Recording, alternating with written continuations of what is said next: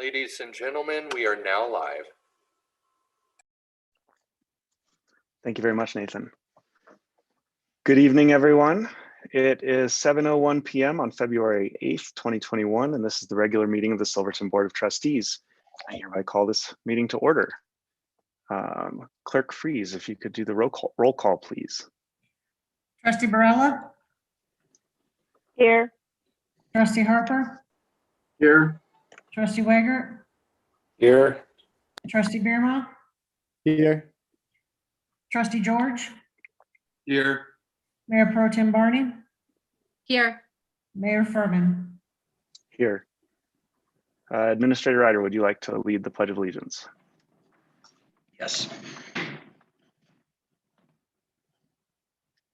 I pledge allegiance to the flag of the United States of America and to the republic for which it stands, one nation, under God, indivisible, with liberty and justice for all.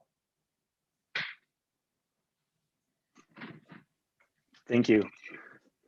All right, at this time, I will ask staff and board members if there are any revisions to tonight's agenda. None that I'm aware of, Mr. Mayor. All right. So moving along to public comment. If you are participating on Zoom this evening and you'd like to make a public comment, please click the raise hand button at the bottom of your screen. You'll be provided with 3 minutes. And I'll remind the community that the way that this was set up by the board is not intended as a Q&A, but simply as an opportunity for the public to speak in front of everyone. And to the extent the board wishes to respond, they are able to, but it is not the obligation of the board based on the parameters that we set previously. So I see Eric Lawyer.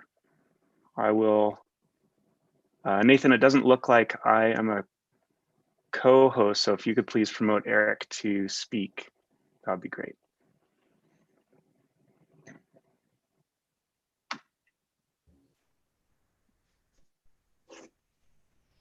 Hello, can you guys hear me? We can. All right, Eric Lawyer, Rock Pirates here. I just wanted to make some comments and, you know, a couple of things. We're coming close to summer. We're not far off at this point. And I was looking recently at some of our reservations and some of our indications on what summer is going to look like this coming summer. And all indications say that it will be as busy or busier than last summer. And I know that last summer was somewhat hectic and even chaotic on certain days. And I guess I'm looking for some guidance from the board on what we can do, what I can do, what we as a community can do in order to kind of get out in front of this sort of thing. I would foresee a super busy summer. And I know a lot of people weren't really happy with the OHV traffic in town, and it was kind of chaotic and there was a lot of question marks and that kind of thing. I think moving forward, it would really benefit us as a community if we could sort of get some sort of guidance and move forward. And I'm happy to do anything that I can and work with anybody that I can in order to make sure that this coming summer is seamless and profitable and for everyone involved, and you know, just a little easier than last summer, if you guys know what I mean. So that's all I have really. So looking for guidance, and you know, I really think as we come forward, what do we have? Maybe 10 weeks until summer. You know, it's time to really think about this kind of stuff. I know we're right in the depths of winter, but it really, really is time to sit down and start thinking about this. If August hits and everybody's angry and it didn't go well and people are upset with the way it went, you know, it kind of lies on my shoulders and your shoulders and our shoulders as a community. You know, we want to make sure that the guests that we receive this summer have a wonderful time and that they know the rules and that It's good for residents, it's good for business owners, it's good for our visitors, it's good for everybody. And I think we have time and we can do this, but we do need to start thinking about it now. Thank you. Thank you very much, Eric. I also see a hand from Melody Skinner. Melody, if you unmute yourself, the floor is now yours. Can you hear me now? Eric, I think those were good comments. But what I really wanted to say tonight is that Saturday was a beautiful day. And I walked my dog and a friend's dog all the way down to Mineral Creek and around the track and over the shrine. And what I saw, I wanted to compliment the town on. The groomed trails were getting used by out-of-towners. There were 3 vehicles parked kind of across from the depot, but down a little, that had their backs open, and little kids' bikes and all sorts of stuff. They obviously had come up to have a day. And then there were a bunch of people from out of town skiing on the groomed trails. And I saw a lot of snow bikes riding on the trails, and snow bikes coming into town that I never had a chance to see ride on the trails. But I wanted you to know that that is actually bringing business to town. Now with COVID, who knows if they were able to shop in town, but it's a good thing to have that. It was a beautiful day and they came up for that. And so thank you very much. Thank you very much, Melody.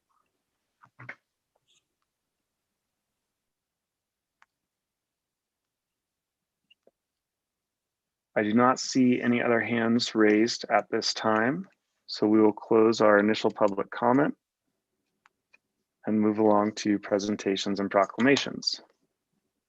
The first item tonight is a statement I'd like to read on behalf of the community. We mourn the loss of Seth Bosung, Andy Jessen, and Adam Palmer, who died in an avalanche between Silverton and Ophir last Tuesday. Seth, Andy, and Adam served as leaders of the Eagle community, with Andy and Adam serving on the Eagletown Council, and Seth as a co-owner of Bonfire Brewing. Our community shares the loss and offers our support to the families and friends of Seth, Andy, and Adam, and the entire Eagle community.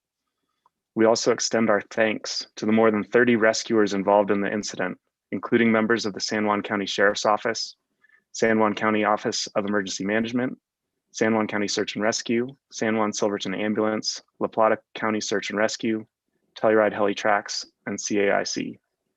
To all of the backcountry adventurers in our communities, please be careful out there.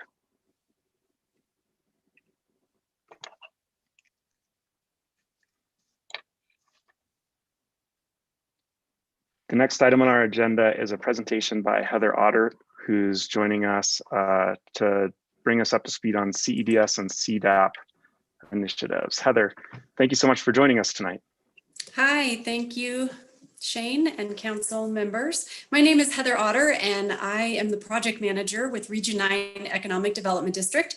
So we are the district that serves our 5-county region here in Southwest Colorado and our 2 Native American tribes.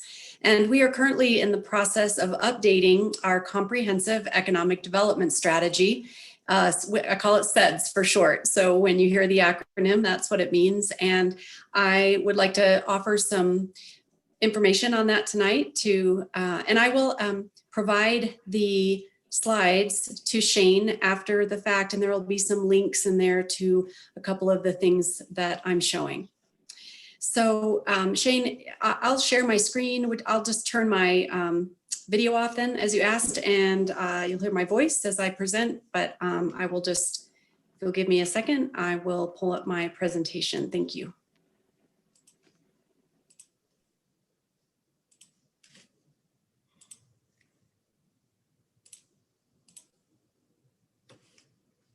Okay, just somebody give me a thumbs up if you can see my screen. Great. As I mentioned, the Comprehensive Economic Development Strategy is CEDS for short, and I'll be mentioning the Community Development Action Plan, which is CDAP for short. So CEDS and CDAP are the words for the evening, acronyms for the evening.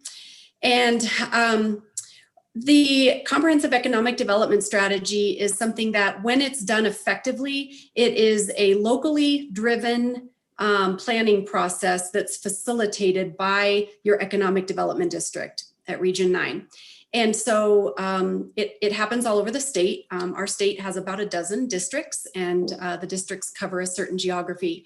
So when we, at its best, this particular process serves to identify our advantages, notate some of our disadvantages and struggles, and look for solutions toward economic and community development through the process.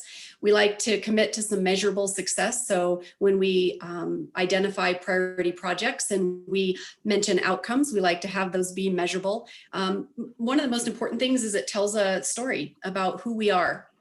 So where we've been, where we're currently at, and then future looking. So it is visionary in nature as well. And then one of my favorite parts of this process is that I get to cross collaborate with all 5 counties and the 2 tribes. Hopefully this promotes some cross communication and discussions and debates, not only in your own communities, but then across our county borders. And there is also some socioeconomic data that we provide. Region 9 summarizes in this document to help tell our story.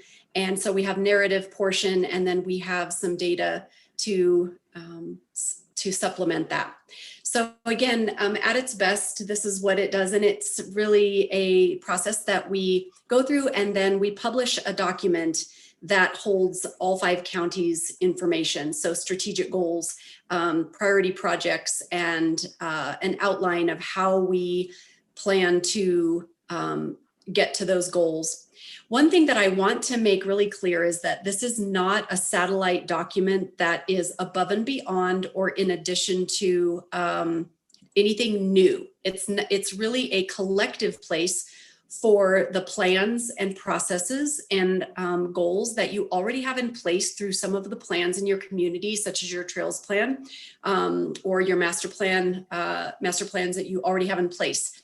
So what we're trying to do is not make it some place that we collect every single project that people are working on in the counties, or every strategic goal from every anchor institution in the local governments, but rather we start to look at a state framework that we can align to, and I'll get into the reasons for that momentarily. So I just want to make clear that this is to collect and put in one place things that you already have going on, and that you want to focus your time, energy, and human talent to. So how come Region 9 facilitates this process? Well, one, it's a prerequisite as a federal designation for being an economic development district. So as I mentioned, all the districts in the state do this, and we are, again, just facilitators of the process, and then we do the work of publishing the document. So the next piece is that we do like to support and promote the local process and look at what's already in place, and then we're here to just guide and provide and inform around our region-wide economic development and the community development that follows that. So some of the benefits to your community for being a part of the process is that it better positions our communities for funding and technical assistance when we can demonstrate that as a region we've gone through this process, and that collectively some of the priorities are held in one place. It shows, again, support for these projects.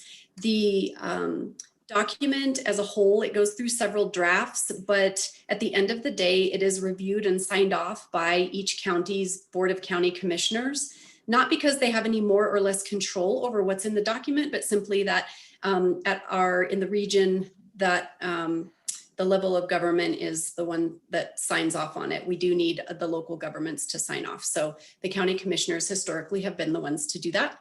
The other thing is that helps us to plan, respond to, and discuss and show how we are situated to respond to any sort of natural disaster, or in the case that we've been going through this last year, a pandemic. In the published version, the last one, there was no such mention as a pandemic. I can promise you that in this version, there will be lots of mention and prioritization of resources around our response and recovery to the COVID pandemic. And then finally, again, just discussion, promotes discussion and debate in and among the communities about really where we're headed, where we are and where we're headed with regard to our economic and our community development. So I want to pause for a moment and just talk about those two terms, because sometimes they get used interchangeably, and that's fine. Many times in our smaller communities, community development and economic development can be the same thing. But if you come across the terms and they, in these documents, you know, a common definition is that economic development is sort of that underlying foundation of the funding and sort of the financial piece that then brings wealth into our communities or helps us to use financial instruments as tools to then do community development, which really makes the places that we live, work, and play nice places to live, work, and play.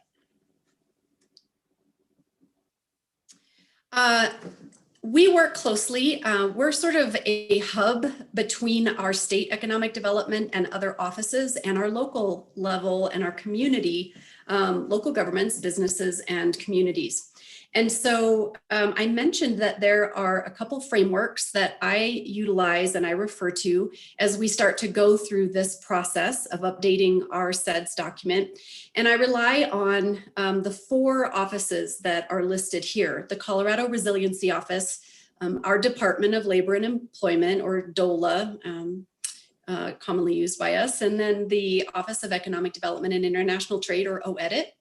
And then also our Workforce Development Council, who also works closely with these other 3. And the reason that they play into our SEDS is because at a state level, the state is resourcing and staffing to make sure that they are working toward priorities. And I've listed some of the ones here that the state is in their that is coming down the pike for, or is already in process for, the priorities that are related to economic and community development. And so because they are resourcing these priorities and staffing for them, I'll go back to what I said earlier about when we go through the SEDS process and we collectively look at strategic goals for the region, and then we identify priority projects, it better positions us if, let's say, we wanted to apply for state level funding, whether that's grants or technical assistance, for example. A lot of our narrative is very easy to write when we have lined it up with these priorities that are already there. Do we have to match with every single one? No, when we prioritize what we're doing. It's not to say that, but I think if you look through this list of 7 priorities, there are many of these that all of us on this call are probably talking about, if not on a weekly basis, in some conversation around priorities for our community. And so I will, again, provide some links to the frameworks. For those of you that like detail, you might want to dig into those actual, like the talent development report, for example, that comes out annually. But it's, if you're interested in it, it goes into a lot of detail about strategies for preparing our workforce for the future. And this takes into account supporting our K through 12 education as well, because preparing for a future ready workforce starts in this day and age almost as soon as a baby is born in your counties and your communities.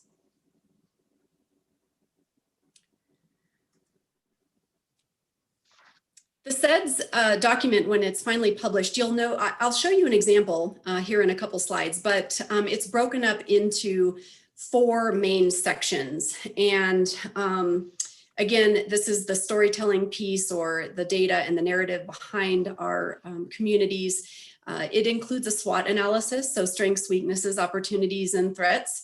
And so it was really fun to look back at the one that was published in 2016, because there's definitely some things that I feel like have changed in what we consider strengths, weaknesses, opportunities, and threats, even as we were thinking about them 5 years ago. We have the section for our strategic direction and action plan. So this is the section where we would outline strategic goals, maybe line those up with the priorities that I just showed on the last slide at the state level. And then this is where the CDAP comes in. And so the CDAP is one of the measurement tools that we use, where it's a list of priority projects that is put together by the community and with some measurable outcomes. And so this is a piece that we actually look at every 2 years and do an update. So we just get a status update on the projects. And right now for the update, we've just gotten through the each community doing a status update on your last cycle CDAP. So the last one was for projects that were from 2018 to 2020. And when I say projects for CDAP, I'm going to describe that in a little bit more detail when I get to the CDAP slide. So we'll come back to that. But the action plan, one of those pieces is your CDAP. And then finally, an evaluation framework. So how are we doing? So those are required sections that I have to make sure are in this document when it's all said and done, but it's all under the umbrella of economic resilience, because at the end of the day, we want to be resilient and vibrant communities. And just given this past year, this will be a much bigger theme that is threaded throughout the entire document. So it serves as a foundation. So I have a couple examples, and I'm just going to quickly click on the Region 9 document. It was published in 2016. The SEDS document gets updated every 5 years. So the next one will be published this year in September, or probably by the end of the year. We have to get the final document to the EDA, or the Economic Development Administration, by September. So it's a 5-year plan, if you will. The reason that I have a couple examples here. Let me switch to a different screen for you.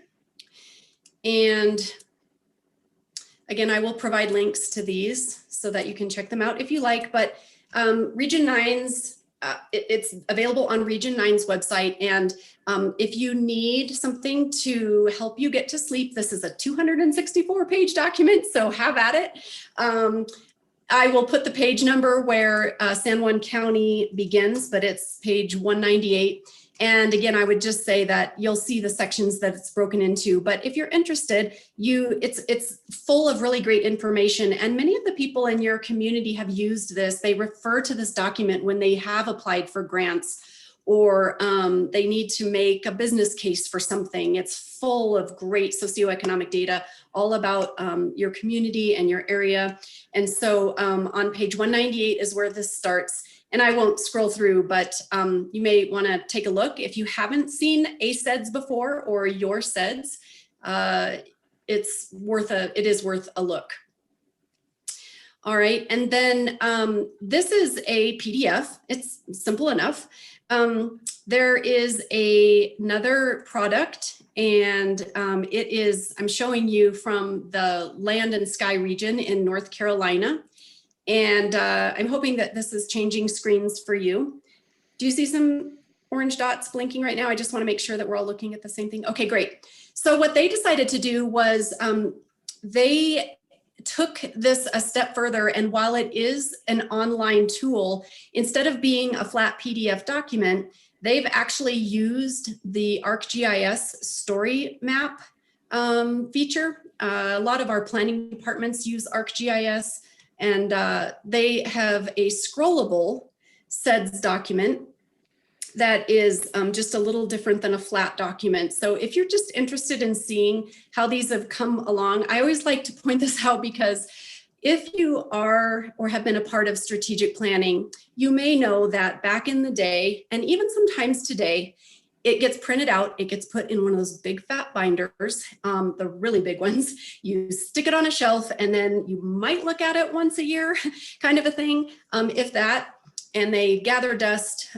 We've come a long way since then. So, these are a little bit more accessible to people that want to look at them, and you don't have to go find the binder anymore.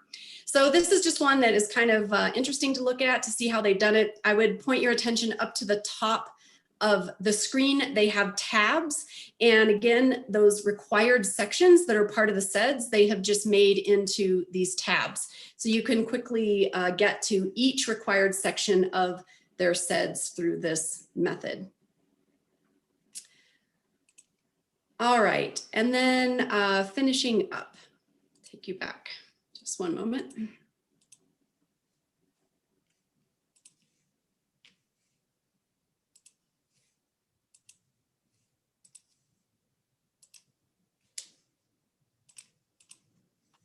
Okay. So with that in mind, I mentioned the CDAP, the Community Development Action Plan. This is just a quick screenshot of the last cycle CDAP. I will provide a link to it in my follow-up email, but your Community Development Action Plan, or CDAP, is broken up by groupings or categories, such as in that left-hand column under project, arts and culture, business development, business retention, transportation, public lands. And then this is a place to keep who the primary partners or people that are involved, what are the funding resources. We really like to make sure that we have some sort of job creation or retention in there. And then we have outcomes. So again, we just got through taking a look at the CDAP and going through and doing a status update for each of these projects that was listed. So that allows us to have a fresh slate as we begin to identify the strategic goals and any new priority projects that you may want to add to the ones that will stay on here. And then Region 9 moves everything that you've completed off to another document, and we store that. And we actually have all of your completed projects since the inception of this. I think it was back in 2001. So that's actually kind of a nice thing to look at from time to time if you want to just show completion of projects over time. And I'd be more than happy to, it's available on our website, but I'd be happy to provide that document to anybody that may want to look at it. We try to get a little bit better each year. So this year we are really focusing on measurable outcomes. We're also going to break the projects up into maybe fewer projects so they're not quite as wordy, so that we can be much more focused on the measurable piece. And then I'll end with the timeline for the SEDS for San Juan and Silverton. We are in the January-February timeframe. We just completed the last cycle CDAP updates. That's basically just doing some homework to understand where we are with those, so we have a fresh slate as we start the new one. And then the next step here is that we will Region 9 will start to draft a new SEDS document with updated data that we provide. We will align it or give you more information about those frameworks that I mentioned with the 7 priorities that come from the state level, so you can see how they might tick and tie.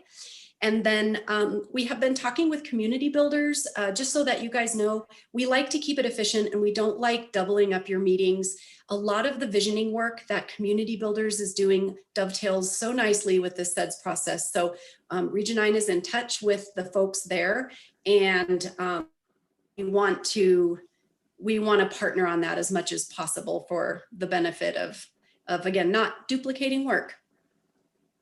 And then once we have a drafted version, it would come back to you all as community members, as the council, to the county government, so that you have sort of a nice draft or outline to look at that we can begin filling in and identifying the strategic goals for the next 5 years, and identifying priority projects. So again, it shouldn't be anything necessarily new, unless all of a sudden in your conversations you've discovered that you know, there's something that's not on one of your master plans, or it's something that has come up recently that you want to add. That's okay too.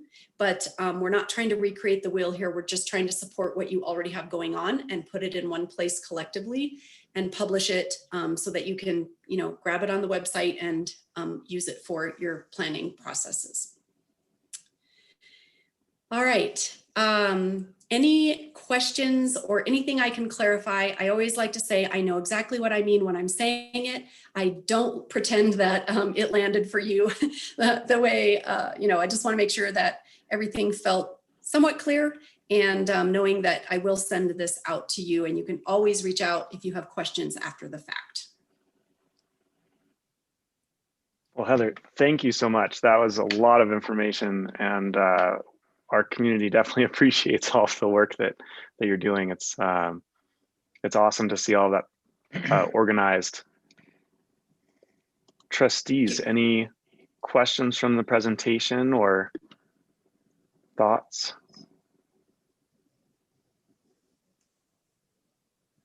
Trustee Barella. I'd like to say thank you to Heather. These are very similar to the documents that Mel Russick was working on during her time. And we saw Heather a lot and the great information that they'd always put together and bring forth to all these meetings that we used to have. So much appreciated, Heather. Look forward to seeing the new document. And thank you for sitting in and not doubling up our meetings with community builders and yourself. That helps to have it all in one concise place. Thank you. You're welcome. Well, we will be reaching out in the near future over the next couple months for input. You know, we just aren't to that stage yet, but once we have something that's kind of nicely outlined for you to start providing some input to, we will be coming back and we'll look forward to those discussions with you. Thank you very much and have a good evening. Thank you, Heather. Any other trustee questions? Looks like, oh, guess not. All right. So thank you, Heather. Moving along then to new business 4A, public hearing, use subject to review application, proposed grass road duplex, lots 21, 22, block 63 on Cement Street near 8th Street, Silverton. I received a quick overview for a refresher for us, as well as a description for the community and new trustee George of the process for a public hearing. And I'm just going to read that quickly so that everyone's on the same page. So this is a quasi judicial matter and the board will consider the item based on the record before the board. The record will consist of the materials in the packet and the testimony and documents received during this hearing.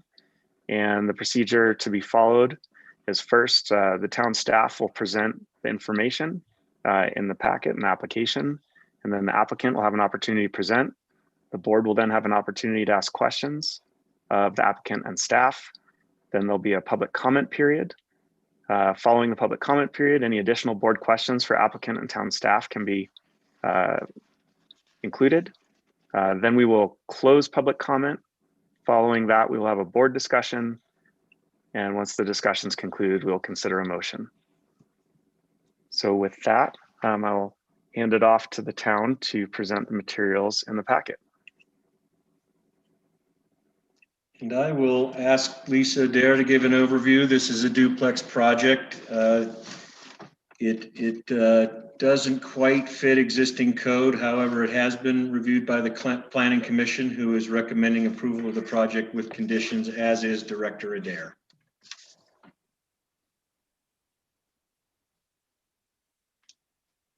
Thank you. With that, Director Adair, if you could give an overview. Yes, this is a use subject to review application. The Planning Commission recommended approval with the 4 conditions in your staff report, and I do as well. It's a duplex in the economic development zone, which I don't think I've ever seen before. It's not mentioned as allowed or prohibited in the code. So you're reviewing it as a use subject to review. The first floor would consist of a bike tour company, storage and office space, and a long-term rental apartment. And the second story of their proposed structure would be their main residence. They're proposing 1 structure only. You could call it a duplex, and that's very unusual in the ED zone. And you may be seeing some other similar proposed duplexes in the ED zone as well. And the site is 50 by 100. It's on Cement Street, very close to 8th Street, lots 21 to 22, block 63. And the applicants are Fabio Grasso and Lindsay Richter. And the access is primarily from the alley. The access is wider than normal to accommodate that. And I would recommend that you solicit any public comments from neighbors or citizens before voting, and that you would consider the motion in the staff report, which is conditional approval with the 4 conditions of approval that are in your staff report. Thank you very much. Lindsay and Fabio, thank you very much for joining us tonight. at this point, you have an opportunity to present whatever you'd like to the board and the community. Hi, well, thanks. This is our first time having to do anything like this, so it's a little over our heads. Basically, I think there was a little miscommunication. I don't own a bike tour company. I teach women how to mountain bike all over the country, none of which of that is done here in Silverton yet, hopefully one day. But that doesn't involve like running any sort of business out of the garage, just storing our bikes. And I'll have an office upstairs. I think our question is, after reading over what ED is, that we were a little confused why the restriction on what we can do with the apartment when it's an economic development zone, and it's a kind of a gray area, what can happen there. We do want to provide housing specifically for Silverton Mountain employees, because those are the employees we know of that are struggling to find housing here that's affordable, and we want to create that. But we will travel for my business most of the summer. So we're just trying to kind of figure out what these covenants are and restrictions. And, you know, we kind of got excited about the ED zone because of there's still vacation permits available. So I think we're still just a little confused about the restrictions that are about to be placed if this gets approved. So meaning that I guess the covenant is that we would only be able to vacation rental one space, which seems across the boards in R1, R2, but this is economic development. Is vacation rentals use by right in all the other zonings or just ED and BP? Thank you. I'll defer that question over to Director Adair. So the proposal included an apartment, and the stated goal was to provide that much needed long-term housing that we need, long-term being 30 days or more rather than 29 days or less. So a person normally isn't eligible for 2 vacation rentals. The applicants are asking for permission to build a second dwelling unit, and how that could benefit them as well as the community is long-term housing. Their main residents would be eligible to apply for a vacation rental, but having 2 vacation rentals and asking for, you know, a long-term rental apartment for us to approve that, and then asking about 2 vacation rentals.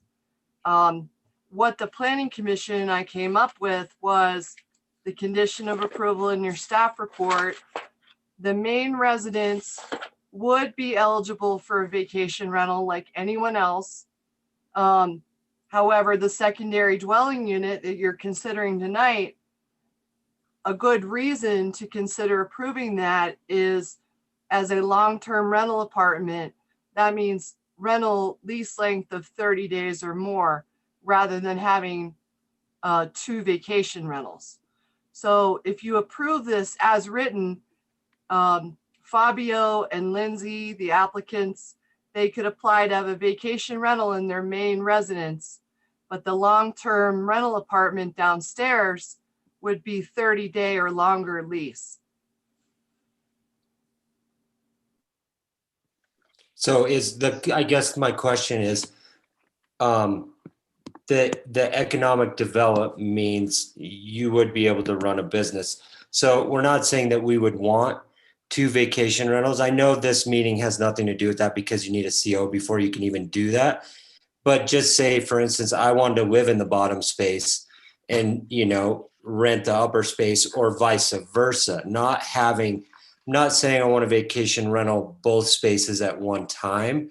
Just want to be able to be available to use my property and my space however it fits. I mean, it's more that this day and age, it's really expensive to build a house. And I've worked a long time to get to this point, and the cost of building is outrageous. So being that it's in the economic development zone, it would just seem like we would have that opportunity to run some type of business to benefit the community. I know there's only 200, hotel rooms in Silverton, to whereas someplace like Uray has 2,000. So I know that there's a case for both long-term housing and short-term. So I'm not saying that I want 2 permits.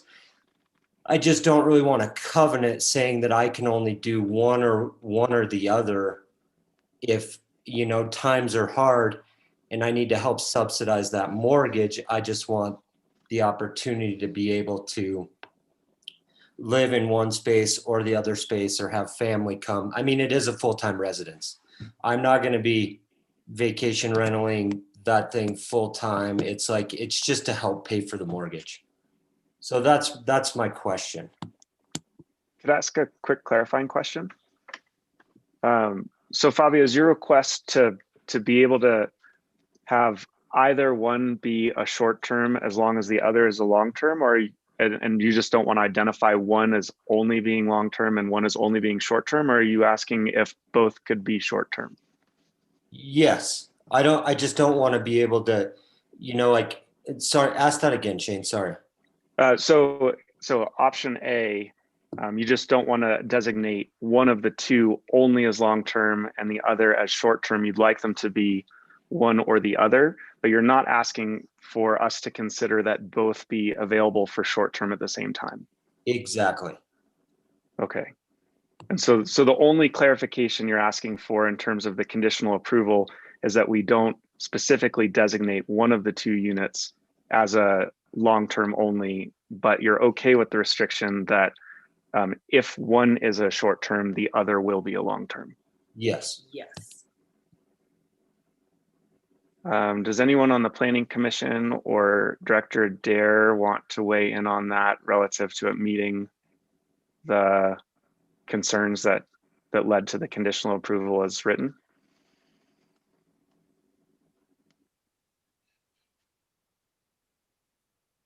You could consider rewriting condition number 2 if you like.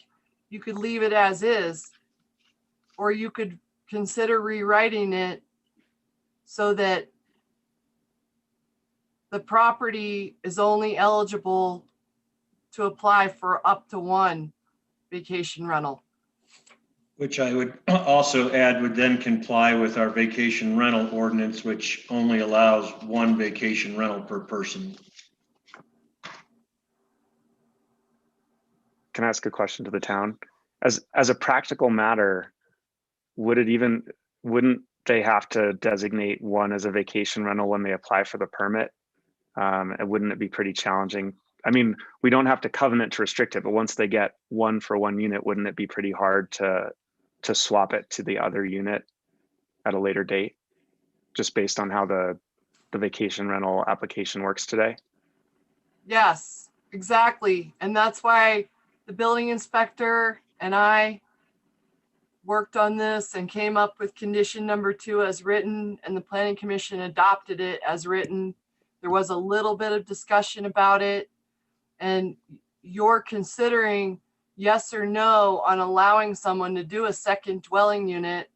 So you're able to put in conditions, but when a person in a non-BP zone applies for a vacation rental, it's not usually unit A or unit B. It's this space is going to be a vacation rental.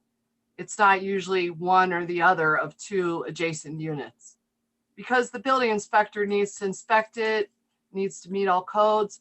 And while I'm sure that both of their dwelling units, if approved, would meet all current codes, I can't think of any other situation where we've had a vacation rental where it can be either unit A or unit B. Thank you. Any other board questions for the applicants? Mayor Pro Tem Barney? Oh, actually not for you guys, but I'm wondering, Planner Adair, is this what you're saying? Do we have other situations like this in an economic development zone, or is this our first applicant relating to the ED zone for this circumstance? I believe there's very few vacation rentals right now in the ED zone. The ED zone was originally intended as a light industrial area. It was supposed to be for welding, mechanic shop, manufacturing, transportation, things like that. And it's turned into a largely residential zone over the years. Technically, a house is also a use subject to review that could be approved or denied. What most people do is they propose an office or a garage of some sort of business in conjunction with a single family residence, and then they just need a building permit. So this one is unusual because they have that requirement met. They have an office storage for some sort of a personal service or business. They had that taken care of. And then if they would have just proposed a house, then really it would have just gone to the building department. But because of the duplex, no one's ever done that before. It's actually a good idea as a long-term rental since we need that. So that's why this is unusual, and that's why you're reviewing it, is to tell them whether or not they can do the second unit. But there's very few vacation rentals in the ED zone that I know of, just a handful. Where this comes up is the BP zone. Vacation rentals are used by right, yet you're only allowed to have one per property owner. So that's a conflict in the code, where if someone owns 3 buildings in the BP zone, they can have 3 vacation rentals. Or if they have a duplex in the BP zone, they can end up having 2 vacation rentals. It's a loophole in the code. So there aren't any in the ED zone that I know of where someone would have 2 vacation rentals, only 1 per property owner. But in the ED district, it's used by right to have a vacation rental as well, yes? I read that in the. In the ED zone, there's a conflict in the code. It says that there's a cap on vacation rentals and there's 1 per owner. And then in another part, there's a part that says it's a use by right. So Yes, there's I'm a reading that conflict in the right. code right now for the ED zone. Yeah. So a use by right, it's still 1 per property owner. So, and you're asking the town board to approve a second dwelling unit. They can say yes or no to that. A good reason for them to consider saying yes would be that we need rentals that are rented out more than 30 days. Thank you. Any other trustee questions before we open up public comment?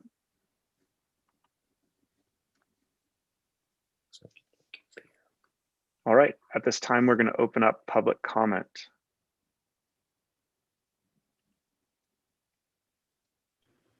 Austin Lashley, you have the floor. Thanks. Can you all hear me? We can. All right. I just wanted to throw 1 or 2 things from the Planning Commission meeting out. Kind of our discussion about the condition placed on there. I suggested that, we let these kinds of things be handled by the ordinance that we have in place, which is a good ordinance, rather than putting covenants on people's properties. And then I thought the vote was presented a little hastily and passed with the condition Lisa Dare, with the conditions that Lisa had put on there. But I think the ordinance is good, and I think that's the best way to handle, and for all the reasons that you guys have just discussed, is a good way to handle it without putting extra covenants on somebody's property. And then just a couple other things that we had. So multifamily residential dwellings are not mentioned at all in the code or the ED like portion of the code and zoning. And so we had asked that you guys take a look at that and maybe clarify that, because it certainly seems like in the ED zone, that's a pretty acceptable use. And then Ken Safransky had a really good thing that I had never heard before regarding ED zoning and this process of use subject to review, that they like to have people come through the use subject to review as much for the owner of the property's edification as anyone else, that they could see all the potential other uses that their neighbors could be having, so that they were aware that this is not, a multifamily residential zone, that you could end up with some of these light and industrial uses and whatnot next there. That's all I have. Thank you. Any other public comment at this time? If you're on Zoom, please click the raise hand button and we will promote you to speak.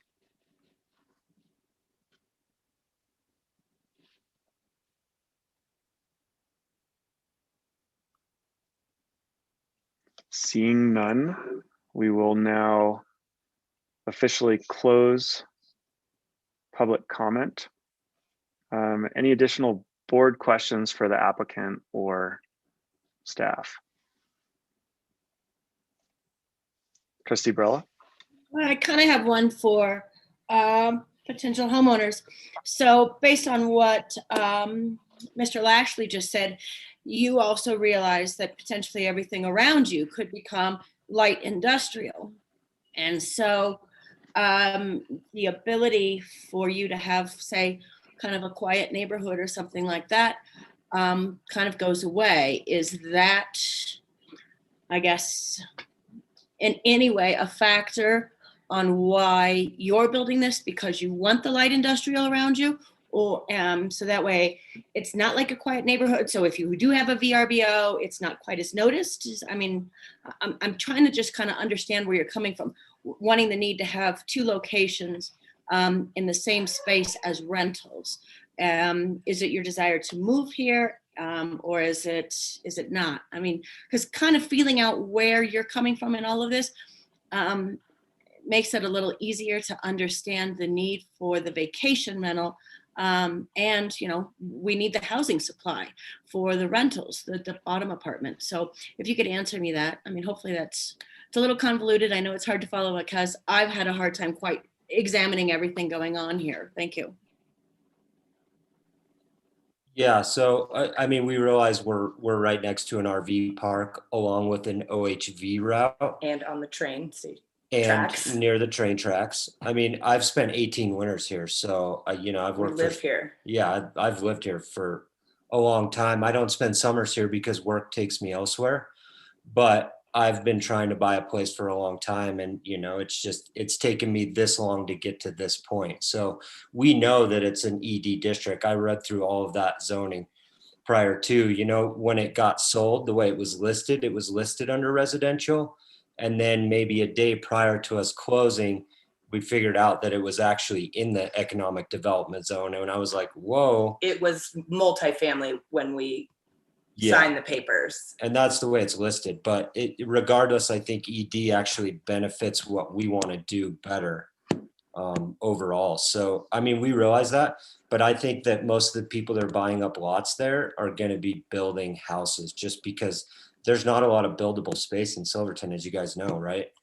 There's just not a lot. So those are flat lots. They have all the utilities in place. So it just seemed like the best opportunity for us. Well, and the reason for the apartment was because, he's been working here for 17 plus years and struggled to find a place when he decided he didn't want roommates anymore and wanted to live alone. And then I came along 4 years ago, and we have a great rental. We live in a vacation rental that he rents to us monthly during the winter, and then he vacation rentals it in the summer. And I think that was kind of our thought process. I have this in Bend, Oregon, where my other house is.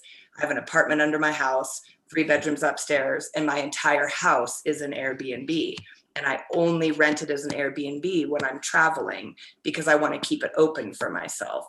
So we had the idea that if we have an apartment, A, we'll be able to house Silverton Mountain employees in the winter. And then he travels with me now for my mountain bike skills camps, which take me all over the country. We were hoping that during the 4 months of the busy time in the summer, we could have a vacation rental to supplement. And if there's not a Silverton Mountain employee in the apartment, that would be tough to put someone in for 6 months and then have a Silverton Mountain employee come back in the winter. So I guess we just kind of thought it'll be nice to have this option like I do in Bend. But now we're seeing that we can't do a vacation rental in both units unless they were attached, or we call it a bed and breakfast. But that's kind of the plan. A full-time residence, we're going to live here, but just for the main months of the summer when I travel for business, we'll be gone. All right, thank you for that clarification. So that does make a lot more sense hearing it from your perspective now. But don't be surprised. Those, if you want to rent it for 4 months, it would be gone in a heartbeat to some of the, because we get a lot of the J1 visa students that come here, and it's usually between a 3 and 4 month stint. So don't be surprised if you did, how quickly that would go for the smaller short time people that do come to help service all the industries that we need for the summertime. So thank you for your time. And yes. Totally. Yeah. We have a vested interest in this town and we want to see it grow in a great way. So we're not just building a house and then taking off and trying to make money off of it. We're actually just trying to help pay for it because it's going to be really expensive to build.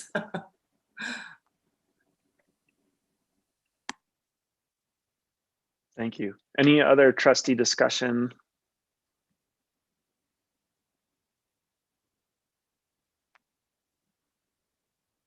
Well, if there's no discussion, we can entertain a motion.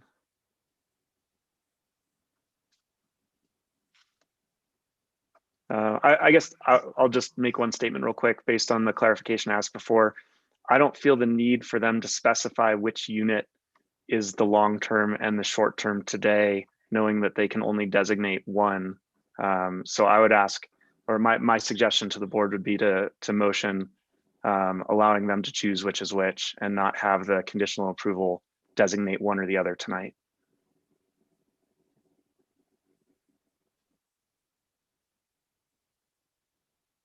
Mayor Pro Tem Barney. And are you guys comfortable with what the Planning Commission has approved as it is right now? Us? Yeah, Fabio and Lindsay. Yeah, are you guys good with that? With the additional kind of clarifying point that the mayor just made? Sure. Yeah, we totally understand we can't vacation rental both at the same time. And we're totally, and that when we do apply, which isn't going to happen until we can move in, that we'll have to designate one or the other for sure. And that's. Yeah, or if there's a clarification on the use by right, since in the ED district, it does say use by right that you can have or maintain a vacation rental, so. Yeah, but they're basically saying, are we aware that we can't do both? Yeah, or just comfortable with the way that it's written now. I guess, I am a real proponent for creating housing for the community, and I totally see that's what you guys are trying to do. And without sounding like a proponent for more vacation rentals, I would say I would just, I guess just not necessarily just related to your application, but just thinking also in general of other development that could happen in the ED zone as it relates to vacation rentals or residential life there, that the vacation rental thing is just a tricky restriction for an ED zone. So that's my only statement. And it sounds like it will be worked out when you go through the application process for a vacation rental. So I can make the motion to approve if we're ready for that. If there is any other discussion that we need to have, I can make the motion.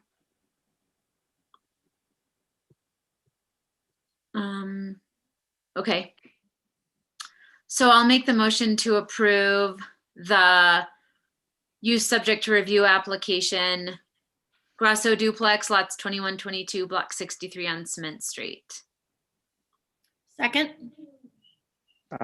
Just to finish the motion, I think we need to say with the four, With the 4 conditions in the packet from Planner Adair. And the clarifying point that Mayor Furman made about the designation of which unit on the vacation rental. Thank you, Mayor Pro Tem. Trustee Barella, do you still second? Still second. Thank you. Clerk Freeze, roll call, please. Bear with me, my computer went down on me and now I'm using Nate's. Trustee Barella, Yes. Trustee Harper, Yes. Trustee Wager, Yes. Trustee Bierma, Yes. Trustee George, Yes. Mayor Pro Tem Barney, Yes. Mayor Furman. Yes. Well, Lindsay and Fabio, congratulations and thank you so much for working through this process with us. Thank you. Thank Nice you, guys. to see the town people. All right, with that, we're moving on to new business 4B, discussion to consider using ski joring funds for the purposes of producing a documentary. And just a clarification question based on the agenda, we received a contract in the board packet as well. Are we being asked to review and approve the contract as well, or just discuss the use of funds for producing a documentary? Well, the use of funds, depending on which way you go. Right now, the use of funds for a documentary is stipulated in the contract. I just remember when we approved this contract and subsequently Trustee Barella brought up the request that we should discuss whether our funding is appropriately used for a documentary. So I wanted to have this board discuss it one more time so that I was clear on what was going to be executed. Also, Attorney Koznick and I realized I had reduced the term of the contract to 3 years from 5. So if we could add that to the discussion as well, we have some updates to make in the term section just to reflect 3 years if that's the way the board. I suggested 3. I believe Silverton Ski Joring's in agreement with a 3-year term. We just need to make adjustments if that's what the board also agrees to. I thought that, reviewing this contract and having it come up in 3-year increments might be advantageous to both sides versus a 5-year term. For instance, the 4th of July contract is only 2 years. So we could discuss that as well. Thank you for that clarification. Trustees? Trustee Barella? Well, I guess I'll lead off because I'm kind of on the fence because I do believe that you can apply for funding through the, come on, somebody give me the words. Tourism Board. Tourism Board, thank you. That would supply the money to create this sort of media. That's what the tourism funds are there for. So during a canceled year, I was just a little bit leery about putting funds forward when the rest of the community won't be reaping the benefits. There won't be any additional tax collection and so on. I mean, possibly with a film crew, but not as much as what is brought in by the actual event at Ski Joring. So I did question that because is that a route that Ski Joring Board has looked at for applying for the funds to come from the Tourism Board to make sure that we don't have unnecessary funds spent this year without a program. I mean, basically like what we've done with the 4th of July, because we know you guys had a no date based on the way the CDHEP or however that acronym is, just like we do with the 4th of July. What's the, that was the contingent plan, was to make a documentary. So just some clarification from John and Karen, please. Yeah, thank you, Trustee Barella, and also introducing John Oakes and Karen Seitz, who are here to speak on behalf of Ski Joring. Thank you, Mayor. Thank you, trustees. And we are excited to hopefully make a documentary. And I'll just kind of jump right in to Molly's point. Based on the last meeting, we've explored and are continuing to explore various funding opportunities, and we have the documentary project budgeted to need about $20,000 in total funding. And the request with the funding from the town being taken from the last meeting, put into the contract to be allocated for the documentary this year. Kind of the thought or the premise is that it will continually help raise money, raise attendance for years to come, you know, where we might not have the positive economic impact this year in the calendar year of 2021, having a documentary representing ski joring in Silverton specifically for the next, you know, years to come is only going to help us as we try to attract winter tourism in the slow first quarter of the year. So I think that positive economic benefit will continue to play itself forward as we continue to produce the event in the future. And final point, you know, we are seeking the tourism money as well, because the money that's requested, you know, from the town in the contract for the 3-year term is not enough either. We need both, as well as some additional funding from other independent businesses and sponsorship and so on and so forth. So I'll pause there, and if you have any questions, would be happy to answer. Thank you. Trustee George? Yeah, I have a few questions. I like the idea. I think it could be really good for getting people excited about it for future years, but I was just interested in how you were going to accomplish it this year. Are you going to be using old footage? Are you guys going to create new footage? And then are you working with the Silverton Film Office or the Four Corners Film Office? Or, I mean, I guess what's your, you know, history in documentary filmmaking as to, and, you know, how are you going to make a successful product if we give you the money for this?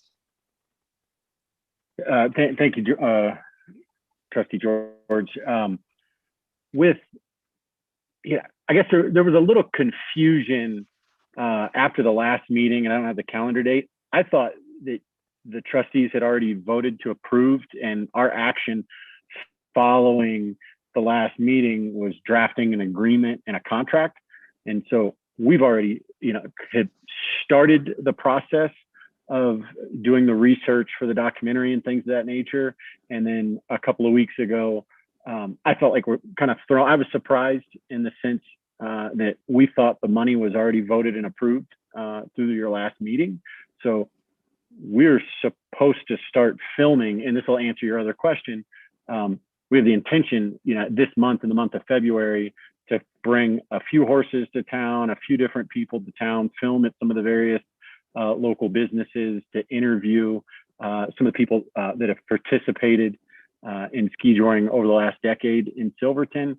And then we kind of hit the brakes on that because, you know, it seemed like it went from approved and a contract offer or a contract submitted. Then, you know, it seems like we felt like we were going backwards, right? And so looking really for clarification on what is needed to take action on the contract that was submitted after the last meeting that we had. Okay, and yeah, you'll have to excuse me. This is my first regular town board meeting, so Understood. And I didn't vote on the other ones. So is it, Shane, maybe you can clarify this. So is this just a procedural vote that we're taking to vote on the contract as it's written, or is this discussion to clarify or amend the contract that we got in our packet? Thank you for that clarification question. I defer to Administrator Ryder and Attorney Kosnick. I think this is a clarification. You can approve the or we don't have to do anything. If you would like the contract to stand as is, I do need to make the changes to the term to reflect 3 years throughout, but I just felt that Trustee Barella in particular, it seemed like there was an unresolved consensus maybe on whether this money would be appropriate for a documentary. And so before having you sign this, Mayor, I wanted to bring it before the board again to either get that consensus or have you have discussion, and we can approve it as is with the modifications to term, and that means they could use the money for the documentary. Got it. While we continue this discussion, Clerk Freeze, would you be able to pull up the minutes from that meeting to just confirm the specific approval that we gave, and so that we could just double check what it was conditioned on, if anything? Yes, I'll look. Thanks, Trustee Barella. I guess I would like to know if the ski touring board did apply for funds from the tourism board, and how much, and what was awarded as of right now.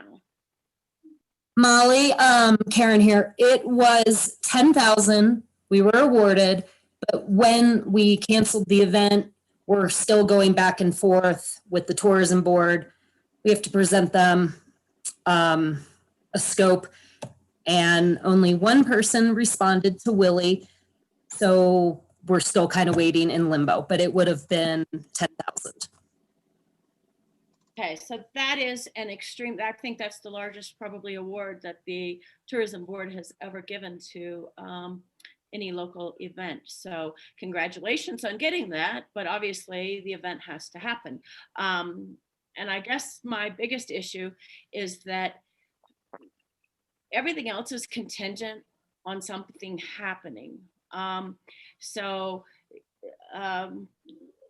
Fat Tire didn't happen this year because she didn't feel that she could hold it safely. So what we do in in-kind donations was not donated to Sarah Tresher for that event.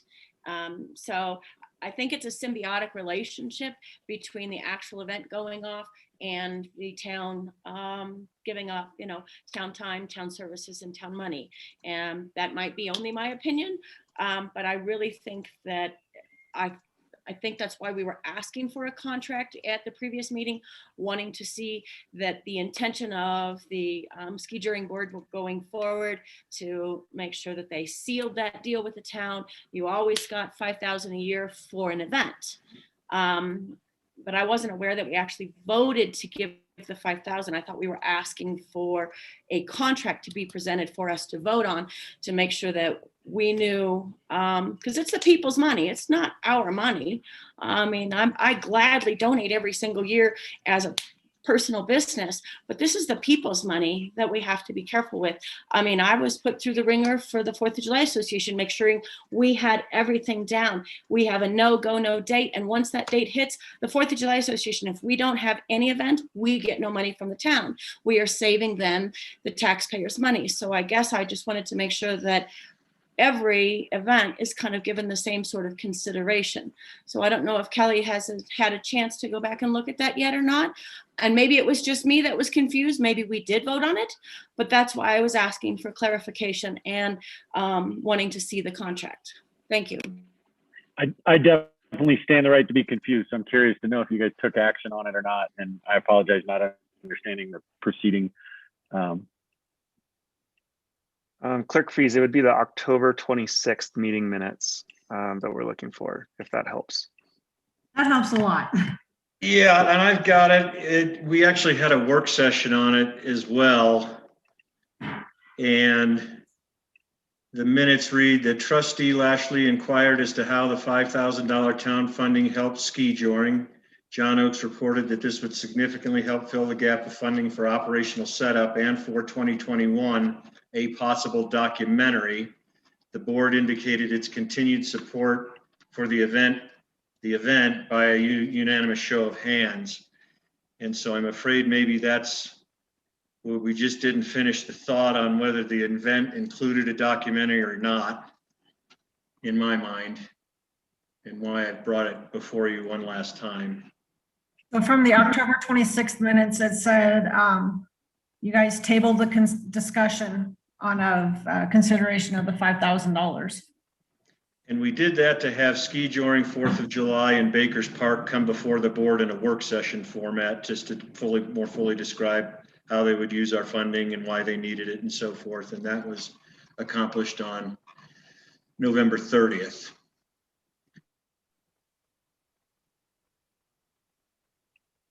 Yeah, I'm looking at the minutes too, and my read of them is that we said we supported ski joring, but we were on the fence in terms of the $5,000 and how it would be spent. So I think the discussion is open today, and I think Trustee George's questions are valid. But by no means this board is saying no at this point. But I just want to say that it seems like it would be appropriate to have that discussion now. If the Trustee Brella's comments are well taken as well. Thank you for the clarifications. I'd be happy to answer, any questions. As was previously stated in the meeting, we're 10 weeks away from spring, whoever was counting down there. And, the idea and ambition behind the documentary project is that it would take place, probably over a 5 to 7 day period of actual production where we would film in town and around town. And then would be able to utilize that finished product with new principal photography that's filmed in Silverton, as well as with archived footage to tell the story and the history of the town, and then the integration of ski joring as such a unique, winter event, and to be able to use that as a marketing tool to drive tourism and attendance, not only during the winter for the event, but to the town in general. So, our days are numbered from a production standpoint. If it's going to happen, we are ready, willing, and in position. We have a team of about 20 volunteers from Durango, around town, and beyond the region that are in position. We've secured a director of photography and a director and a writer that's been doing research, with us. So from an execution and an operations standpoint, we're ready to go. We're just a little short from the funding standpoint, and the $5,000 that would typically be appropriated, or hopefully appropriated, for future events in the 3-year term as proposed in the contract, would go a long way this year and would be very helpful in marketing the event and growing it year over year in the future. It's kind of, how do we squeeze the lemon of 2021 and not being able to have the event and make it have a positive economic benefit in the future. Thank you. Mayor Pro Tem Barney. I'm wondering what your distribution plan for the final product is. Is it something that you enter in festivals, or what does that kind of output look like? And is there a marketing strategy to it? And then what's the limit on that? Or, how does that look over the next several years?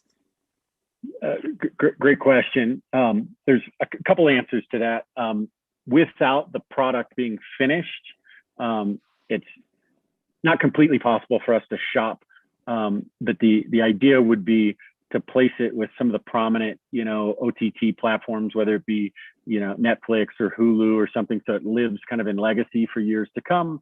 And then there would be a really hyper-focused marketing effort to roll it out, to get as much attention and awareness, just like you would for any other movie or major event release or announcement. Create as much excitement up front as we can, and probably skip, the traditional film festival route. Doesn't mean that we wouldn't go show it at places, but we also don't want it to sit in the can for the next year. We want to produce it, edit it, and have it released, in a perfect world by the end of March or April. So before spring and summer really sets in, that it's something that we can put it into the world immediately before the snow melts, where there's snow around the world and throughout the country, and then continue that annual resurgence, where we can point at and hang our hat on the fact that there's a documentary about the town and the event, for years to come.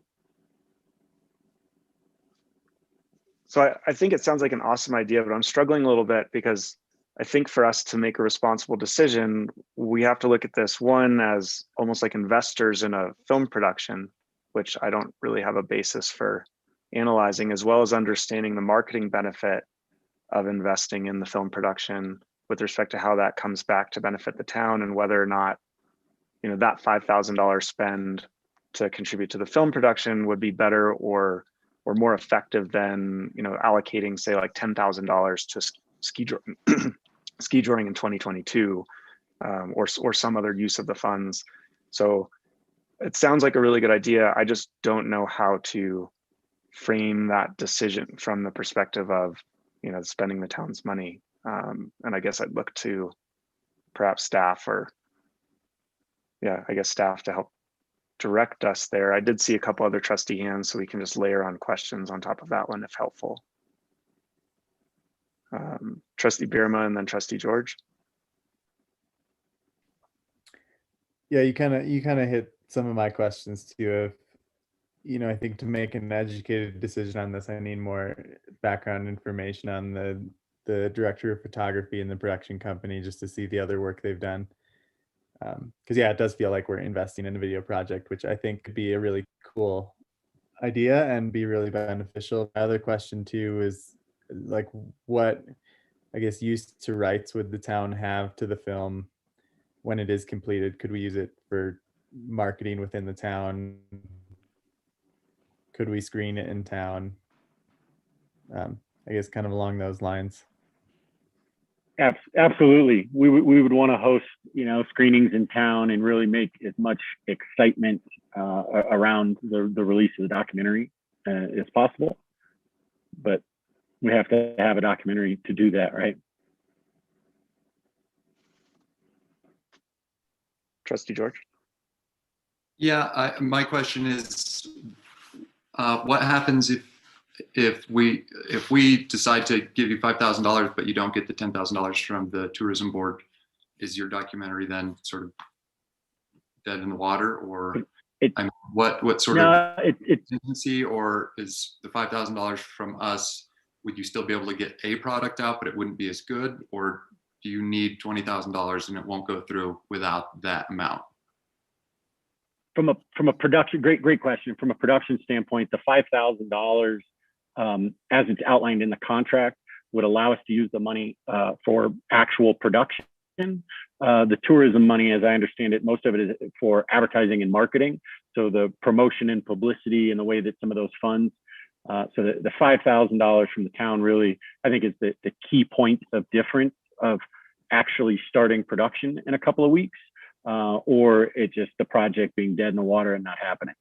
And so the $10,000 from tourism would be dedicated to a revamp of the website and you know, Facebook, digital advertising, marketing, PR, and used for more traditional advertising as opposed to production. Thank you. Okay. Mayor Pro Tem Barney. Okay, and so then from what it sounds like you're saying, if we decided to table this, or if we decided that it feels irresponsible to spend $5,000 on this purpose, that then means you cannot produce a documentary. Is that a stop for you, or a hard stop, or? We definitely need money to do it, and we don't have enough money committed to be able to move forward with the production. The $5,000 really goes to cover the hard production costs, the things that the volunteers can't do with in-kind time and labor. You know, when it comes to purchase hard drives and the DP that we need to be able to, you know, produce a great, you know, quality product. And maybe I'll pause there and go back. There was an earlier question, because there's a few faces here that I've known a little bit over the last couple of years, and a few faces that I feel like maybe you don't know me at all. My company, I'll do like kind of a quick background, because somebody's like, why is this guy you don't know qualified to make a documentary? My company over the last 20 years has produced large scale music festivals, car shows, concerts, events. We've produced music videos for chart topping, world known musicians. We've produced television content packaged for a variety of different content. So it's very in line with the kind of the skills and capabilities that I and my company has had over the last 20 years to produce both short form and long form video content. And so we're, really leveraging the expertise and experience that I personally and my team has picked up over the last 20 years to be able to channel that into, and as it relates to Silverton ski joring, I'm a volunteer as well, and my company donates our time with what we did last year and what we plan to do for the years to come in the future. So, there's a verbal guarantee that it'll be good enough for people to care and watch, and something that we can all be proud of, for years to come. Thank you. Trustee Harper, any thoughts or questions?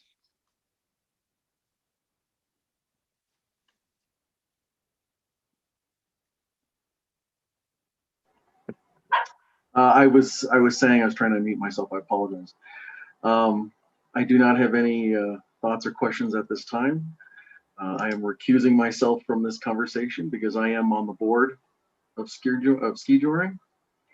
But when we had discussed this before in that work session, I thought we were all in agreement of that this was a positive direction both for our community and for the event itself. That's my only comment, and I will recuse myself. So thank you. Thank you. Trustee Wiegert, any thoughts or questions?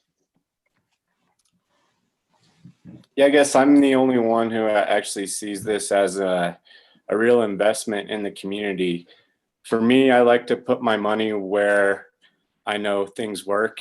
And over time, we've seen Silverton ski joring bring thousands and thousands of dollars to the businesses of Silverton. It's a shame that they can't operate this year. I feel like we probably could have put on a pretty successful event. And I feel like if we want to help support Silverton ski joring in the future, this is just a small price to pay to guarantee their success and the possibility of future showings. Thank you, Trustee Wiegert.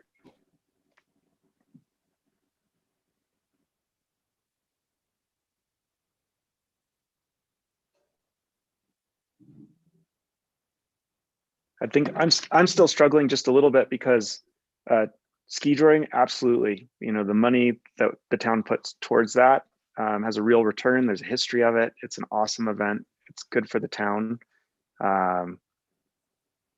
The efficacy of a documentary for the same money, will it produce the same type of return, or will it increase the demand for or the attendance in the following year in an amount that makes the investment worthwhile? I have no idea. So I'm just struggling with that piece of it. If you were asking for us to support ski joring right now to have this event, I would vote yes, no questions asked. I'm just not sure about the use for the documentary. Trustee Wiegert? I'd also like to add that in the years past, the town has donated thousands of dollars of in-kind work with snow moving, snow grooming, and jump building. And that's something that we are not going to have to put staff time towards this year. So just one more piece that we can use to try to figure in exactly what we're spending here. Thank you. Trustee George? Is that accurate? Will you not need, I thought I read in the proposal that you might need the town to help build that. Are you not going to need the town's work in order to build a course to film on? Trustee George, there is a potential for that request to utilize some of the resources that we've historically used in the past, but definitely not to the extent. And there's the conversation is the exciting part, from a participant and event standpoint, is having the horses and the course set up running down Blair.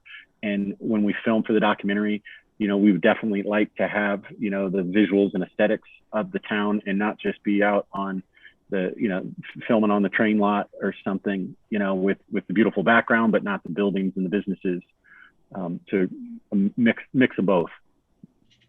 Some resources, but definitely less taxing from time, labor, and resources. Is there any path to success where the town provides those types of resources and supports you in applying for, some other type of funding? Or is the only way forward if the town I think the provides the funding? timeline, honestly, if the $5,000 doesn't come through today, I'll hang my hat up for the year and say, see you next year for the physical event. Because at the end of the day, if we don't have the funding approved reasonably now, there's not enough time. We've already lost, what I'll view as almost, 2-3 weeks of when it went from, I thought I made the mistake and thought that we had the money approved and was following up with John Ryder for where's the check, where's the check, where's the check? You have the contract. So, with that, there's just not enough time, and we can't film ski joring in April or May. It really reasonably has to be in the next, 3 to 4 weeks, because we don't know what the spring is going to hold when it comes to winter. Thank you. Can we ask for kind of the staff input on what, because this seems like a pretty subjective decision here in terms of how we're allocating funds for something that might be really good for the town, or might be a wash. So can we look to staff for some input here to help guide us on this decision? Sure, Mr. Mayor, I have a few thoughts. Number one, the funding request here is really not that great. It's $5,000, which we readily have, and as you said, we would have readily contributed it if the event was going on as usual. My thought, because I'm with you, it's a new one for us, and it's not a black and white decision, but the event is great, and I kind of feel like this is the kind of out of the box COVID thinking that might be appropriate this year. We're doing something that's or they're proposing to do something that's gonna clearly create future positive benefit in marketing and exposure to ski joring and getting it out to more people who can really see what the event is. So I don't know if that helps, but in this is kind of, to me, creative out of box positive thinking to use money that is available, that will promote and benefit future events. And so that's where I kind of land on it. Thank you. Director Seitz.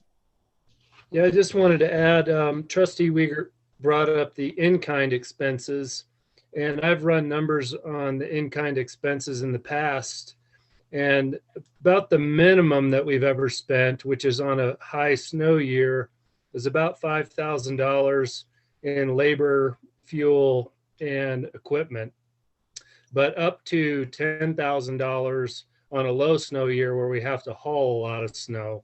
So I just thought I would add that for context. Thank you. Mayor Pro Tem Barney. Trustee George might have been ahead of me there. Sorry, I didn't see. Okay, sorry. We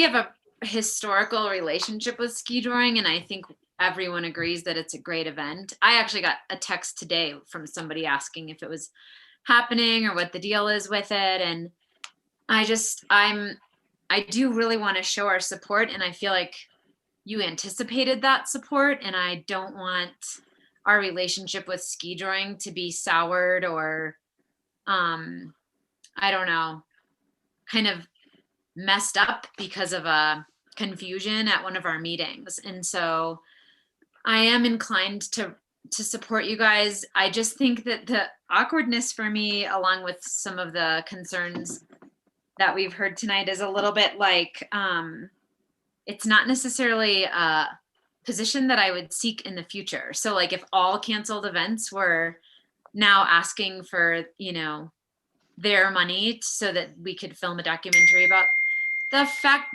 bike race or the, other events, that I think that would just start to feel really awkward and unusual. But I hear what Administrator Ryder is saying, that this is one of those out of the box moments maybe. And So yeah, I guess I'm just making the point that we have this historical relationship with you guys. I think we should keep that relationship really healthy. And I don't think that seeking to participate in documentaries in the future is what we want to be involved in. And then just because this is such a new position for us, as like, this is such an unusual request and not something that the town typically gets involved with. When Mayor Furman asked about staff recommendation, we heard from Administrator Ryder and Mr. Seitz. We do have a Director of Communications, Lisa Branner, and this feels very communication realmy to me. And I don't know if there's a way to involve her, loop her into this discussion as well, but yeah, we just haven't heard from her recommendations as far as marketing and communications goes.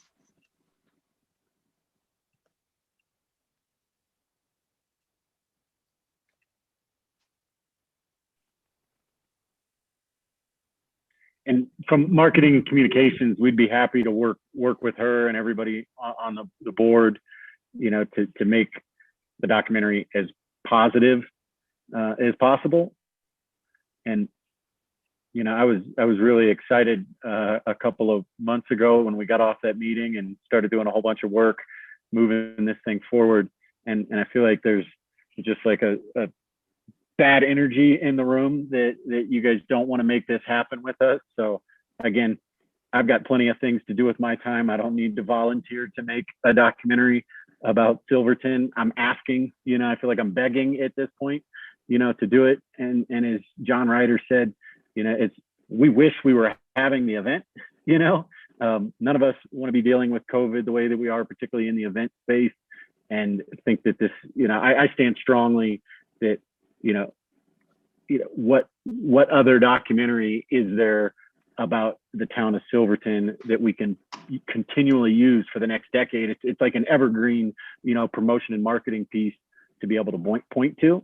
And I'm confident in our ability to create a creative and beautiful product that will kind of stand the test of time over the next decade as we continue to grow the event. And it means a lot to me. And I hope that you take action, you know, in this meeting to vote to approve the $5,000, or else it won't happen.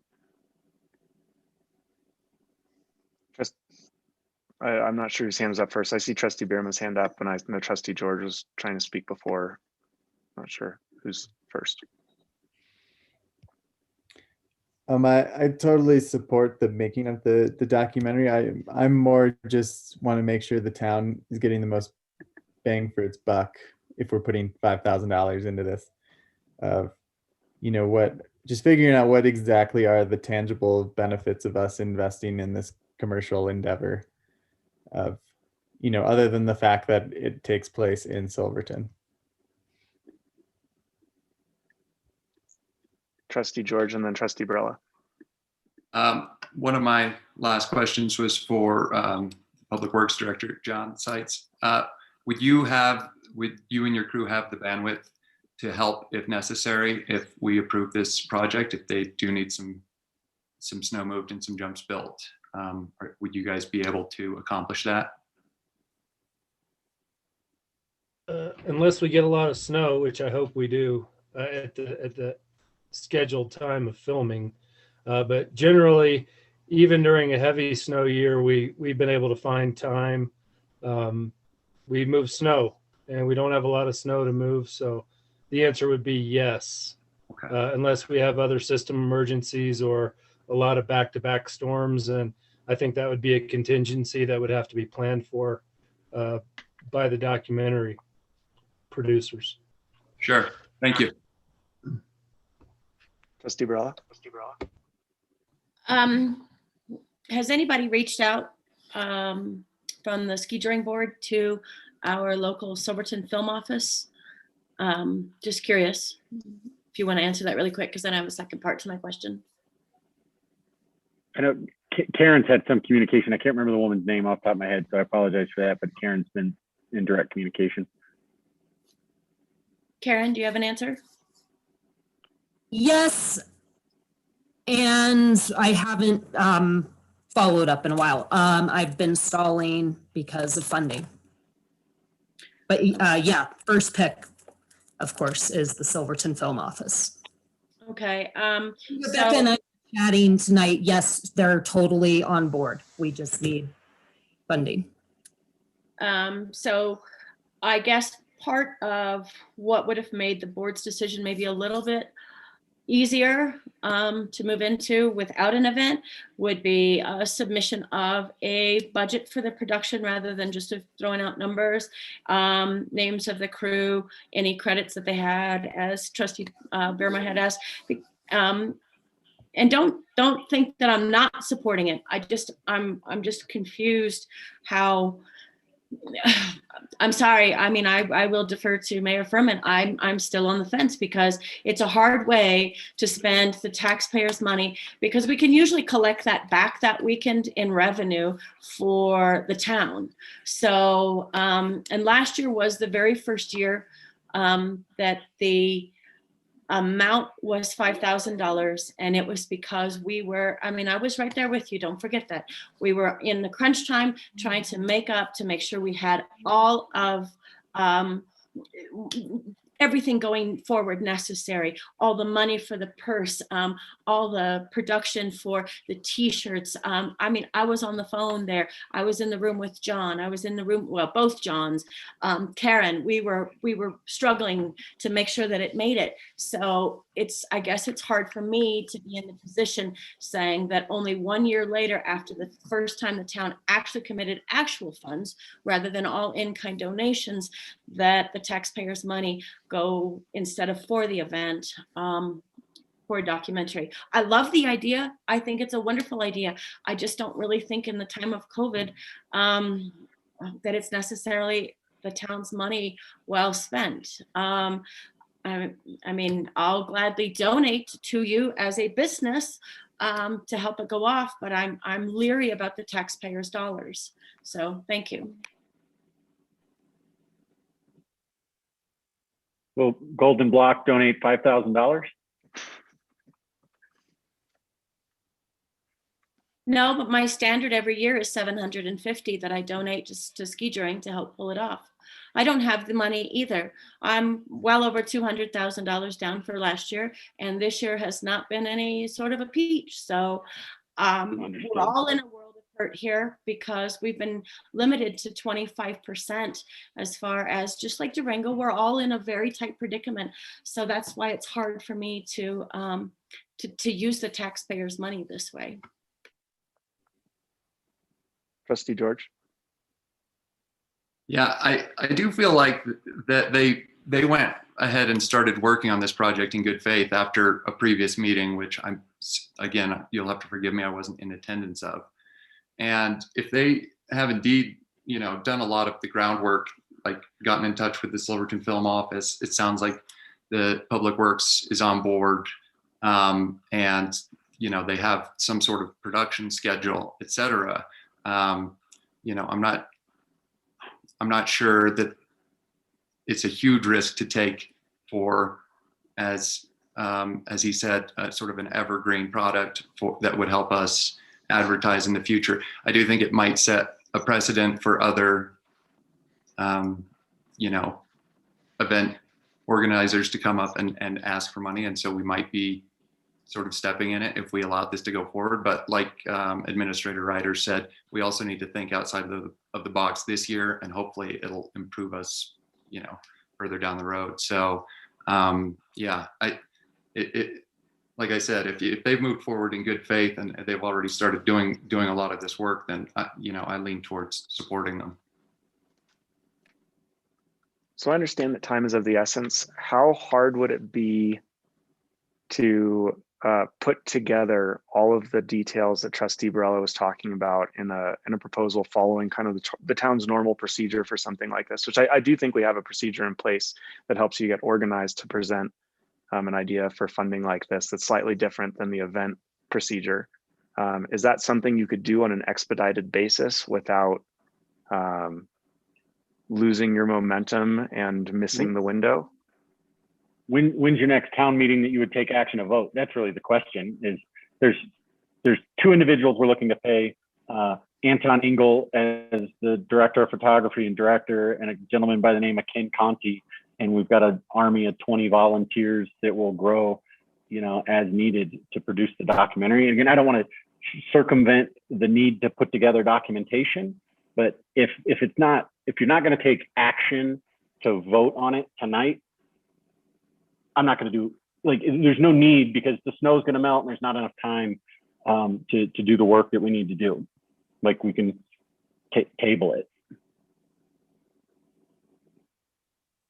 Okay, so time is If you of don't the have essence. enough There's no way to put together, the additional details relating to the documentary in a way that makes sense. There's absolutely the ability to do it, but if you're not willing, I don't understand how that would, those low-level details would change anyone's opinion for taking action to vote for approval of the contract. It's a 3-year contract with a particular term. It's an executable agreement that's already been amended for the 3-year term, not the 5-year term. It's in John Ryder's email, and you can vote to take action on the agreement that includes $5,000 for this year for a documentary and $5,000 for the subsequent 2022 and 2023 years.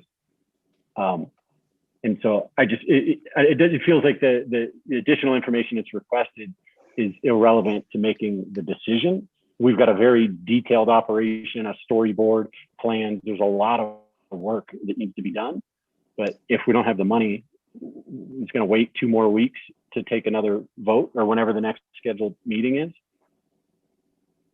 I've already allocated the time to start doing it with the rest of my business, to be able to volunteer and schedule stuff for the next 2 weeks. And if it takes another week to get a vote, I'm not going to do the work.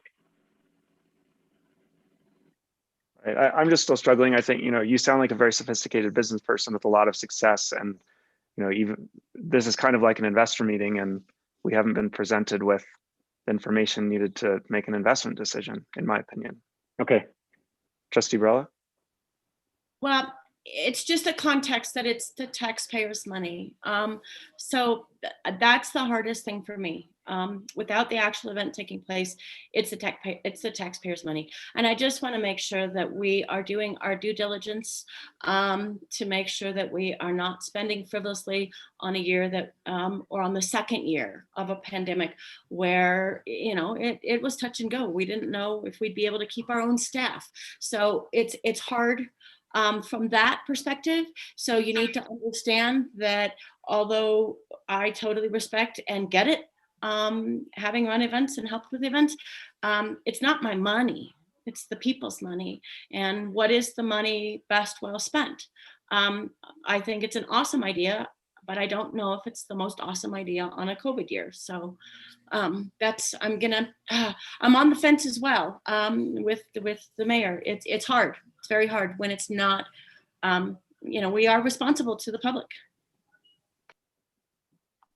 I also want to say, I feel like this is not your fault. We owed you an obligation for more direction back in October if we were going to request it now, and we failed at that. And I apologize on behalf of, I guess, just myself, because I can't speak for everyone. But I feel like the position you're in today is very unfortunate, and we bear responsibility for that.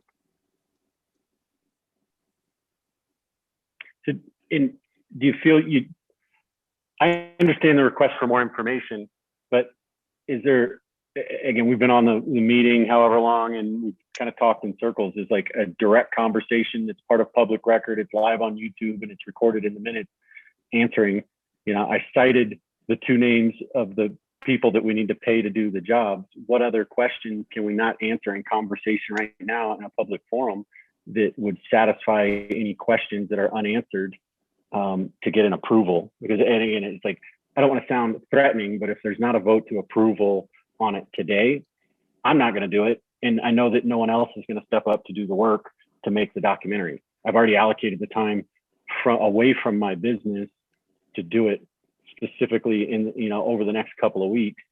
And if we don't have the approval, I've got plenty of other things that I can do with my time, and everyone else that's in line, to support it.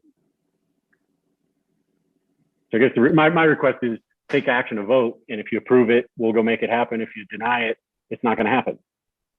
Or ask the questions that you need for clarification. So that way, it's recorded now. Thank you. We're not talking about a Trustee- movie production with hundreds of thousands or millions of dollars. I've been a part of those. We're $5,000. We need to pay two guys $6,000 to do the work, and we've got the volunteers to do it. And I've stated their names. Thank you. Trustee Wiegert. I think we should just take a little look back at when we almost went 5 years ago. And we realized shortly after the year that we were able to have because of litigation that it was for the town of Swot. And I think that this is money well spent, and I say that the community members. That's unfortunate.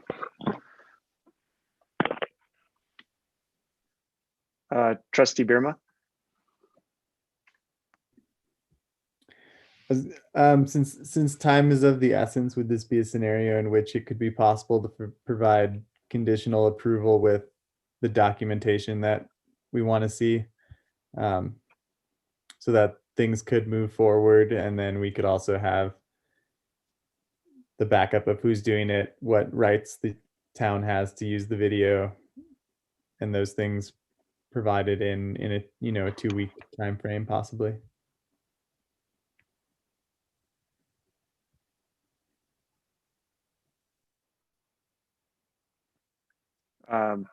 Trustee Brill, I see. Trustee Wiegert, did you want to Yeah, that's say your what I was comment gonna again? say. Because you just got garbled and we didn't really understand what you said.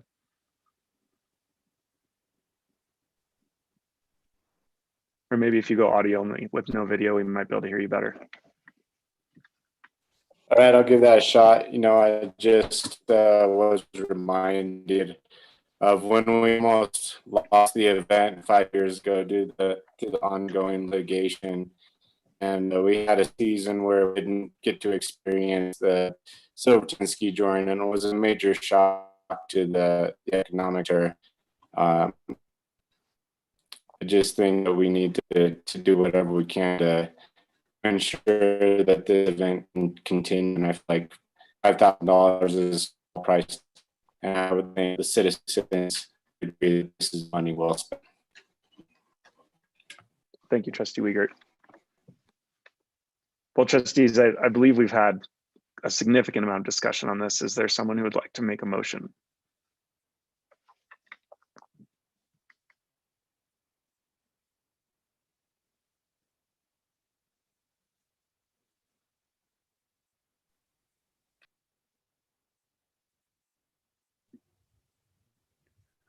Mayor Pro Tem Barney?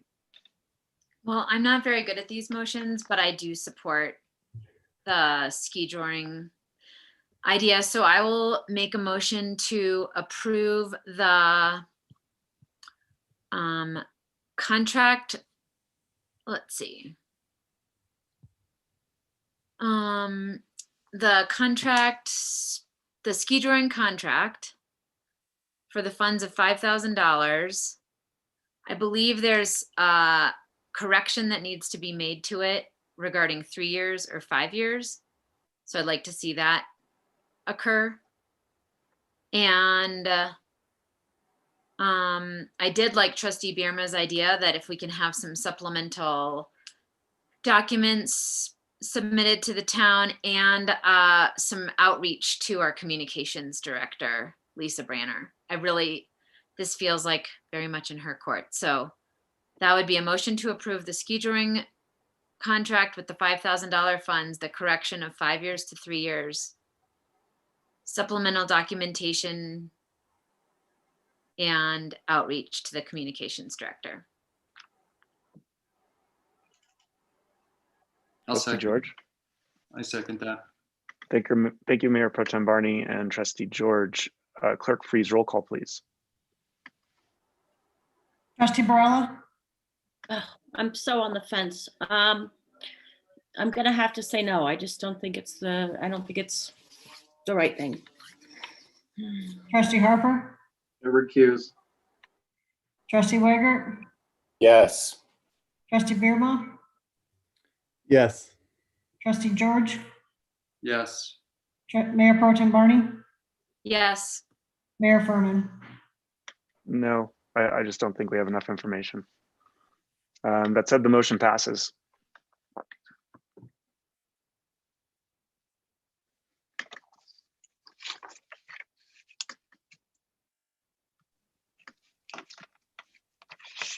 John, before you We'll do a leave, good job.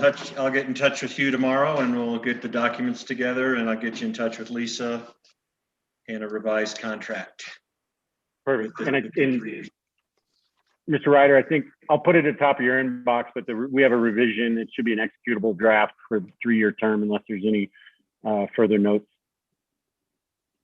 Nope, it passed at 3 years. Okay. Thank you. Thank you very much. Thanks for bearing with us and engaging in the discussion. Excited to see what you make, and we look forward to supporting the event in the future. All right, moving on to new business 4C, consideration to fill committee vacancies and discussion of possible committee appointment reorganization as a result of Trustee Lashley becoming Commissioner Lashley and welcoming Trustee George. The vacancies left by Trustee Lashley include the Public Safety Committee, the Public Utilities Committee, the Finance Committee, and the Zoning Board of Adjustments. I would note that the spreadsheet in our packet, I do not think is the most up-to-date version that reflects the actual committee appointments today. I do believe the town has a copy of the most up-to-date packet or spreadsheet. And I would also note that we have our first Zoning Board of Adjustments meeting tomorrow, where Mayor Pro Tem Barney was the alternate for Trustee Lashley. So myself and Mayor Pro Tem Barney will represent the town in that meeting, but we will need to either appoint Mayor Pro Tem Barney as one of the 2 appointees and appoint a new alternate, or leave Mayor Pro Tem Barney as the alternate and appoint a new trustee as the primary along with me. I guess the first question is, does Trustee George want to simply step into each of the committee appointments that Trustee Lashley held, or are there any that you have concerns about or would prefer not to do that we should consider kind of a reorganization in order to accommodate? So I did look over these, and as far as the committees that he's had on public safety, public utilities, and finance, I feel very comfortable sitting on those spots. I guess I don't have enough information on the Zoning Board of Adjustments to say clearly how I could sort of benefit, or how I could help the town benefit by sitting on that board, or on that I'm sorry, work group, or yeah. Is Director Adair still on, or Administrator Ryder? Would you be able to provide a quick overview on the Zoning Board of Adjustments? Oh, it looks like Director Adair is on, so I'm promoting her to talk. So Director Adair, if you could just provide a real brief overview of what that body does. I apologize, Mayor Furman. I stepped away just for a second to provide Kelly the correct committee list.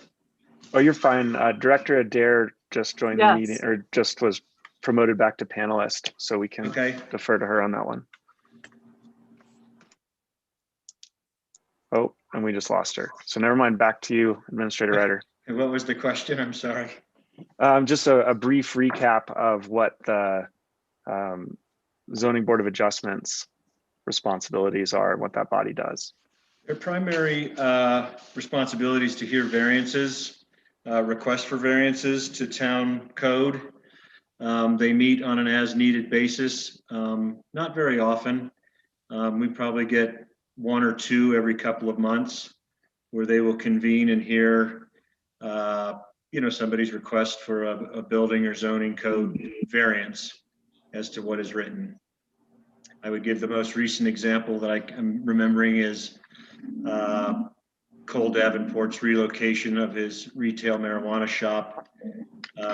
Didn't quite meet all the setback codes, but he had some good reasoning as to why it should be heard by the Board of Adjustment. In that case, they voted to allow a variance. So it would be those type of things that the board hears from time to time. Thank you very much. Mayor Director Dare, Furman, any additional context? I've been unmuted. If you have any questions that were not already answered by Administrator Ryder, primarily the Town Board of Adjustment hears variance applications, but also anyone that feels that the staff has made a wrong choice, an administrative decision, or any kind of code interpretations. And the Board of Adjustment hears projects that the Planning Commission does not review, the Town Board does not review, and anyone seeking a variance or a decision from the Board of Adjustment, the only recourse is district court. So it's a fairly serious board, but it's not, the people that are on the board simply need to listen to the applicant's hardship or reason for requesting a variance and make a logical decision. So there's supposed to be 2 trustees and 1 alternate, and former trustee Lashley was one of the Board of Adjustment members, and Mayor Pro Tem Barney was the alternate. So you could consider appointing an alternate or a Board of Adjustment member. Thank you. And I suppose before asking Trustee George to just say yes or no, is there anyone else on the board that would wish to fill one of those positions, so that it's open to everybody? So any desire? And I would like to add to that if there's anybody that feels that they're very qualified for any of those boards, please let me know. Mayor Pro Tem Barney? I'll just add that I'm willing to serve on the Board of Adjustments as the Lashley replacement, if that helps, but I also don't want to take a power grab at it or anything. Trustee Harper? Is there any precedent from past boards when individuals have moved on? Do we need to replace it with someone else, or does that automatically get filled by Trustee George? It's a great question. Trustee Barella, any experience there? I thought Stoney, when he left, Judy filled in all of his, but I'm pretty sure that's the way it went. But maybe Trustee Wiegert has a little more better recollection, because that happened very quickly. I don't remember us ever going over the board assignments in public meeting. Whoever took over that position just took over the tenure that was left on. That's what I remember. The vacancy that it filled. Mayor Furman, I would like to note that whoever you appoint cannot be a person who is on the Planning Commission. Thank you for that clarification. And I would note the only reason we're having this discussion now is for transparency and openness, and to ensure that everyone's well aligned with the service they're providing. There's no other reason to have this discussion, and to ensure that Trustee George is comfortable with each of these committee appointments, because when we made the initial appointments, we all had a discussion about it. And went through a volunteer process as well. Well, unless I see a volunteer, it sounds like this is landing on you, Trustee George.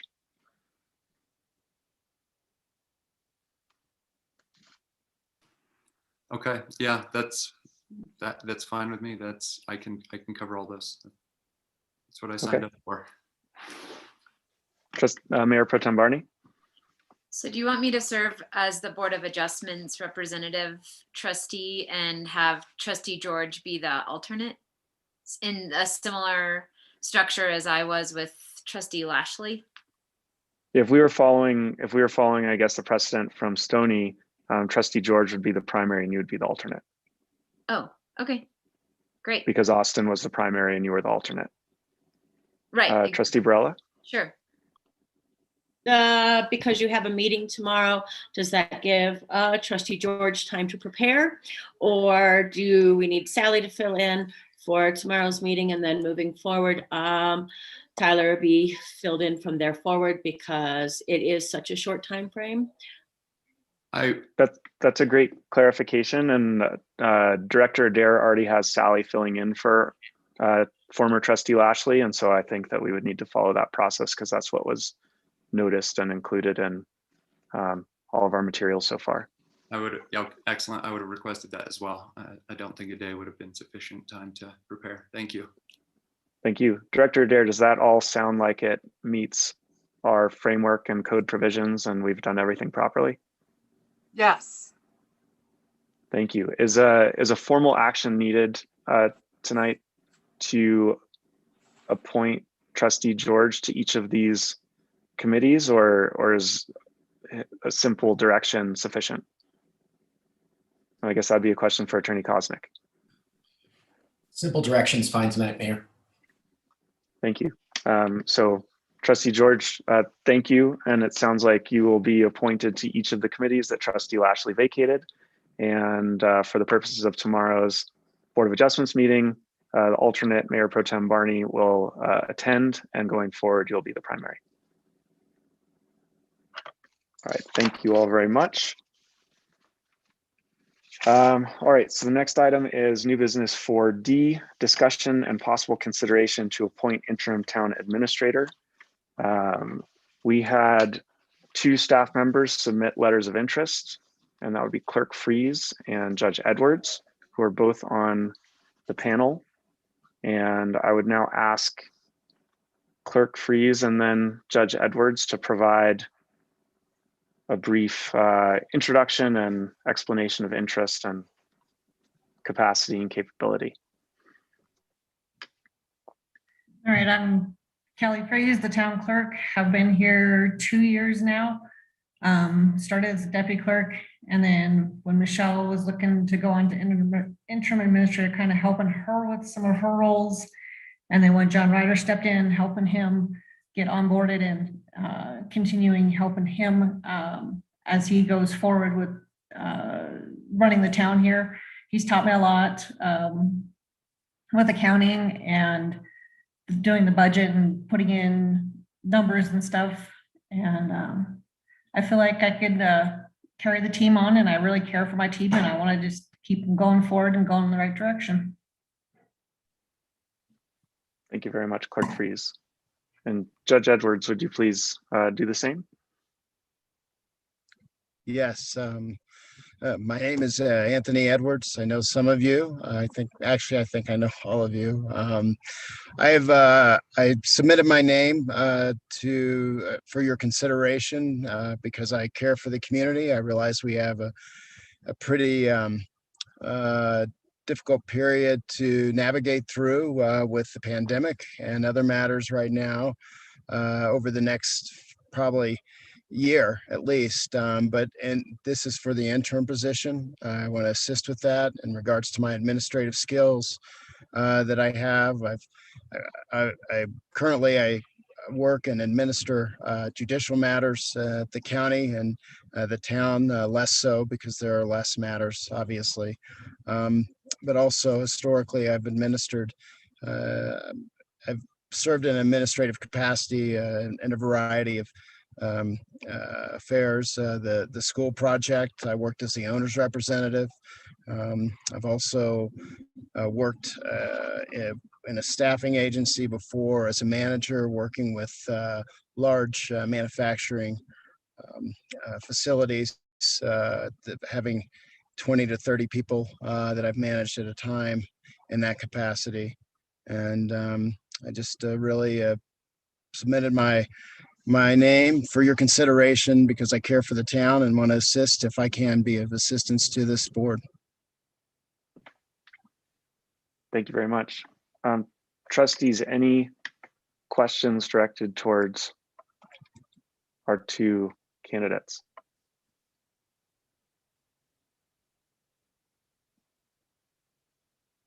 Trustee George? I guess, yes, this is a question for both of you. Will you be able to work with Administrator Ryder through the transitionary period? And do you have any problem working with somebody consulting with you, or is that going to be an easy thing for you both to do? And you can answer one at a time, but just to make sure the transition is smooth. I'll go ahead. I've been currently working with John Ryder, trying to learn as much as I can to hopefully, if I were to step up and take the position, to keep us going and make it as smooth as possible, and learn as much as I can to just make it as smooth as possible going forward.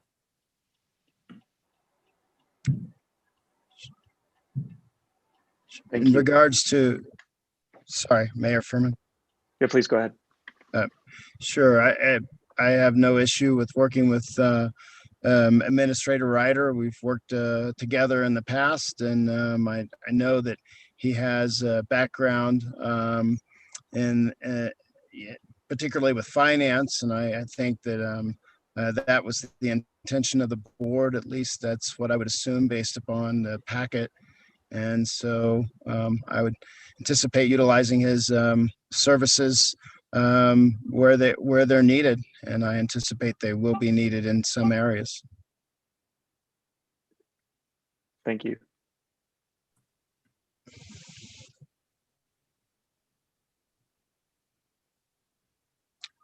I have a question for each of you as well. The interim role, I'm assuming as well, will require a significant amount of bandwidth, and the services that you provide to the town today are very important. What's kind of your plan for taking on the administrative role and the additional work that'll require of you, or the additional time commitment? Clerk Fees, if you want to go first. I'm willing to do whatever it takes, if it means working more hours or whatever it takes. I'm willing to do it to keep us going forward. Thank you. Judge Edwards? Sure. Taking on the responsibility that the community will need will require time management of other affairs. I realize that, and I will have to manage those. I don't have necessarily the same sort of responsibility at town that Kelly has, but I do have other responsibilities, and so that's what's going to be required. I recognize that, and it's going to just require two things. One, additional work, and maybe particularly from my perspective and on my side, to manage my private business affairs in such a way that they're not interfering with what needs to happen at Town Hall. Thank you. Trustee Varela? Being the boots on the ground inside Town Hall on a daily basis is a full-time, 100% full-time commitment. It's very difficult, obviously, to have to juggle everything. So I'm worried because of the full-time jobs. Anthony, you've got potentially 4. You've got the judgeship of 2 different municipalities, for the county and for the town. And then you've got the EPA liaison and then your own private business. And Kelly, you've already got the town clerk position. So what makes either of you able to commit? Or is another job going to be going away? Because it requires all your time. And it's a lot more bandwidth, to use somebody else's phrase, than I think a lot of people want to admit, because it is very stressful at that. So can you give me a synopsis of how you're going to move forward if either one? Trustee Barella, you were just cut off at the end. Can you just repeat your question at the end? Oh, I was just muting. I just wanted to make sure that you guys could give us a synopsis of what you think your bandwidth is, your true bandwidth, because it's a full-time position and it's 5 days a week. So what other positions were you going to, were you going to get rid of another job to take this job?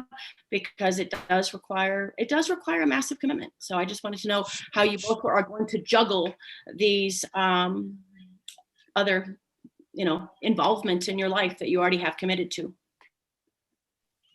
Sure. But do you mind Judge if Edwards, I go why don't we ahead. keep the same order we've been doing? Apologies. So Clerk Freeze. I've already spoke with Nate and have started working with Nate in having him help do more of the clerk duties, and still willing to work with him to get all the stuff done that needs to be done clerk-wise, and if I were to step up to be interim administrator. Thank you. Judge Edwards? Sure. There are areas in my private practice that I can manage or to shift to my partner. In regards to the EPA contract that ebbs and flows at times. I mean, this is an interim position. It's my understanding.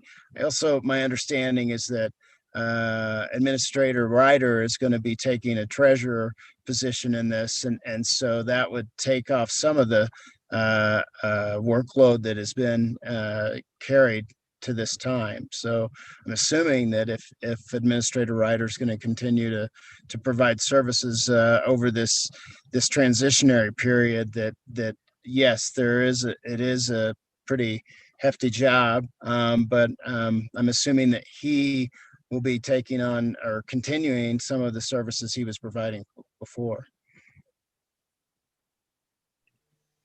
Thank you.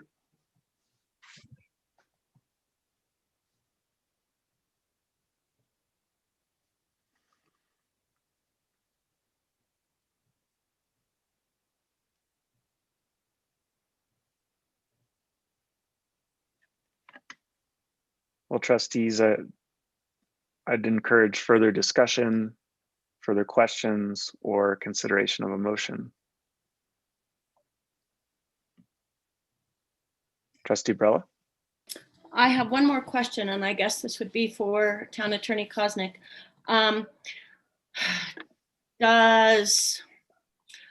Is there a potentiality of something coming across an interim administrator's desk with the position that Anthony holds in the 2 courthouses that could potentially bias or sway a decision that could be coming in front of him? Because he's also our liquor licensing division. So I guess I want to make sure that if this appointment for interim went to Judge Edwards, that any sensitive information that could potentially be in a case or involved in another decision he would have to make. What do you do in that case? Where I'm at a loss right there. I don't even know how to articulate exactly what I'm asking, because I'm worried that it's some sort of conflict of interest being the other 3 positions with sensitive information. Hopefully that's articulated well enough. No, that is, and I understand your question, I think, Trustee Barella, and Judge Anthony Edwards and I had a brief conversation this morning on this exact topic. And I don't think that there will be too many opportunities of conflict between his role as interim administrator and municipal judge. I mean, they could come up, I could see in code enforcement issues or something like that. And in those cases, he might have to recuse himself as the municipal judge at that point. My understanding is that he's also had conversations with the judicial district administrator, and the fact that they did not foresee a conflict with him taking an interim administrator position kind of gives me some comfort that they've looked into it, and they don't feel from being a county court judge and an interim administrator at the same time would necessarily create a conflict. So I think it's potential that it could arise, but I think Judge Edwards then would need to figure out how to handle that sitting on the bench would be where he would have to make those decisions.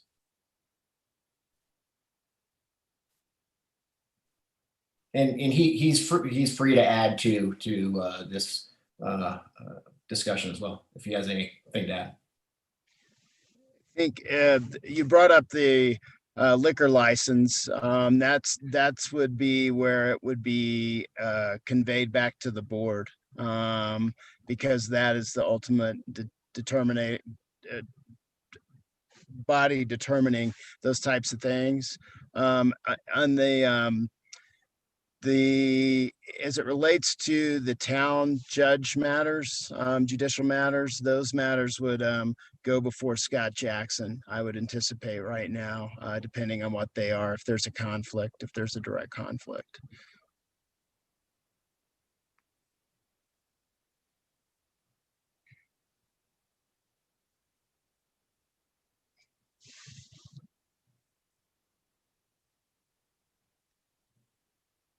Well, trustees.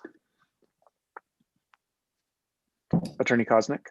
Mr. Mayor, I think one thing too that hasn't been discussed that might need a little clarification is salary expectations or something, or time frame expectations before, so that both the applicants here have an idea kind of what the expectation would be if they're appointed. Thank you.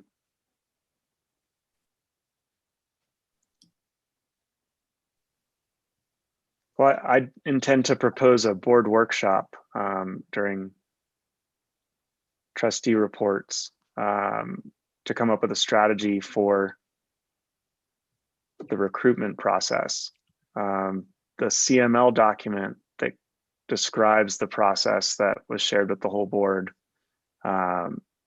says to anticipate a 3 to 6 month time frame. And that's the only document we've seen so far relating to this.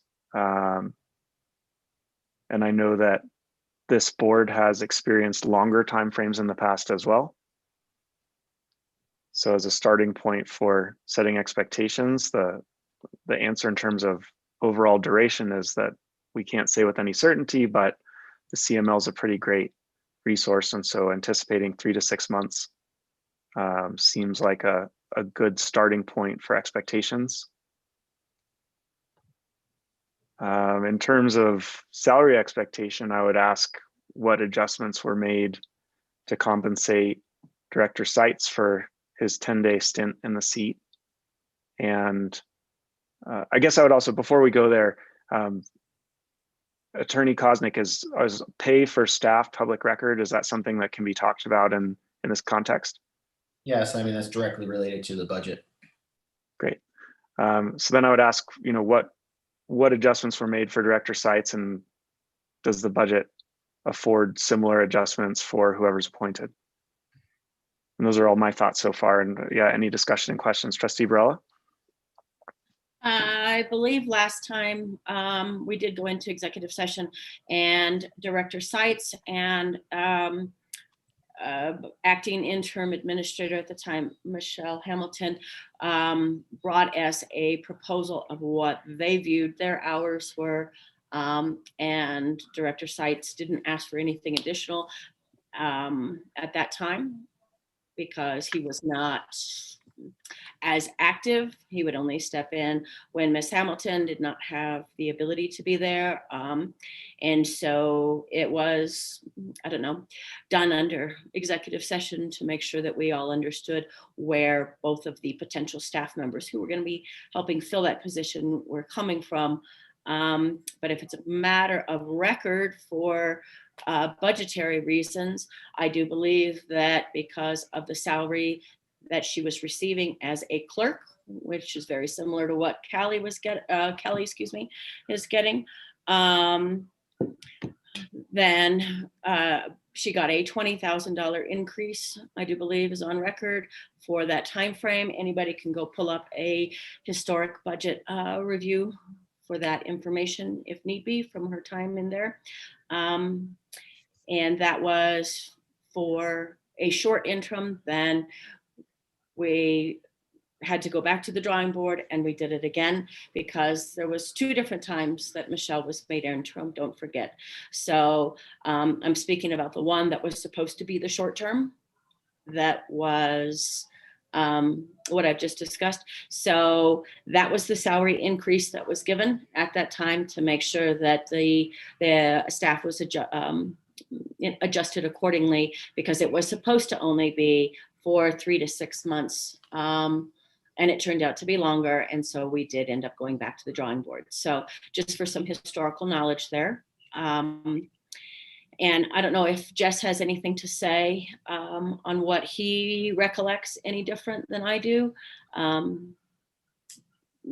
Trustee Wiegert, can you hear me?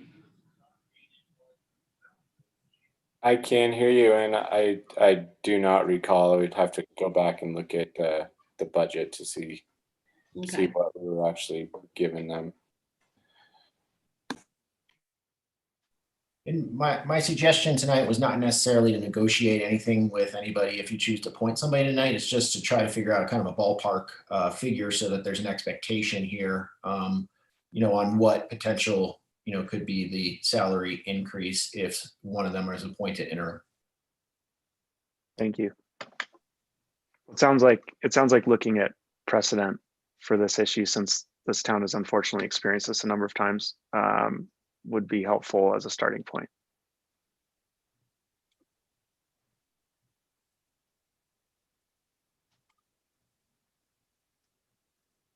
Mayor Pro Tem Barney? Are you both, as applicants, comfortable with that approach? Can we note that we want to go back and look and we don't have that information right now? Is that acceptable to you as applicants? That's acceptable for me. Trustee Barney, I think it's completely appropriate to go and look back. I think that it's important for you all to recognize there is a contract that's coming up potentially for Administrator Ryder to work as an independent contractor. There's different scenarios here. If I were to be appointed, there would be Administrator Ryder and Clerk Freeze as well working, and that's one scenario. Whereas if Clerk Freeze is appointed, there would be John Ryder as well. Those are different scenarios. I want us to be aware that there's a lot of moving parts here on how it may work.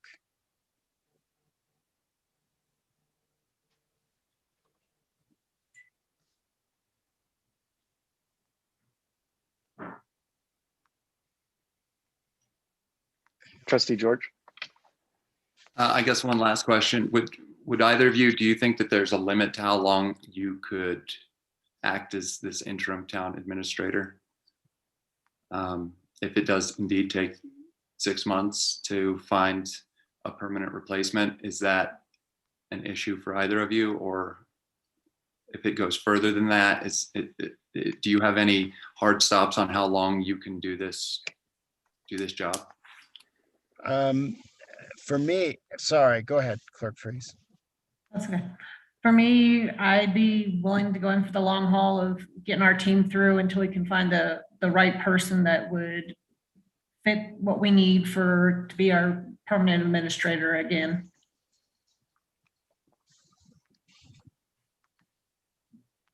So my commitment would be to June 20th.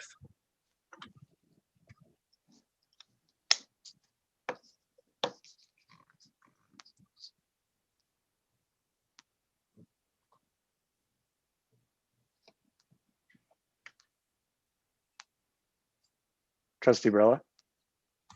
Are we ready for motions, or is there more discussion from the board?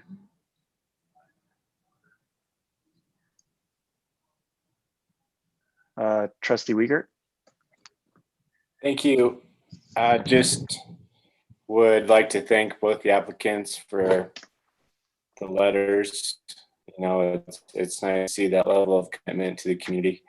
I do like the idea that Clerk Freeze has the internal knowledge and the workings of the projects that are in motion right now.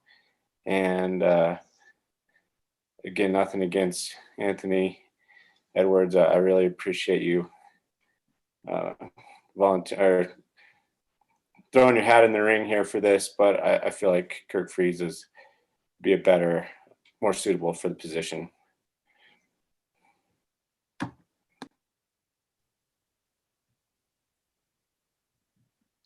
Trustee Barella. Tyler, did you want to say something?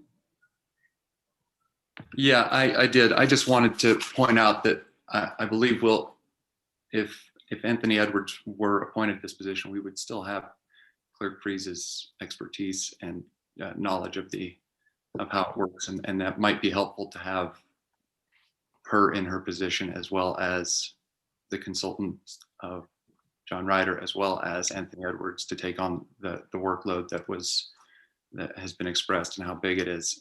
So I think I would probably lean towards Judge Anthony Edwards, and then hopefully we would still have Kelly's expertise and her knowledge from the town hall. So. Trustee Wiegert, and then I'd have a comment as well. Thank you. I appreciate the comments from Trustee George. I am concerned about Anthony Edwards' hard stop date of June 22nd. It's been my experience that these things take far longer than 3 months. And I'd hate to see us lose an interim administrator in the middle of a search. So Clerk Freeze does provide that stability and for the long haul, I think that's good. Thank you. I share that concern with the hard stop date. I also have enjoyed working with Clerk Freeze quite a bit, and I think she does a good job.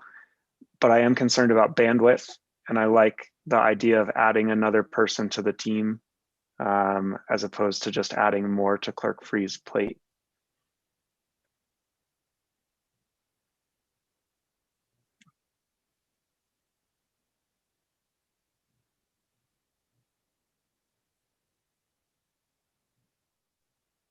Trustee Barella.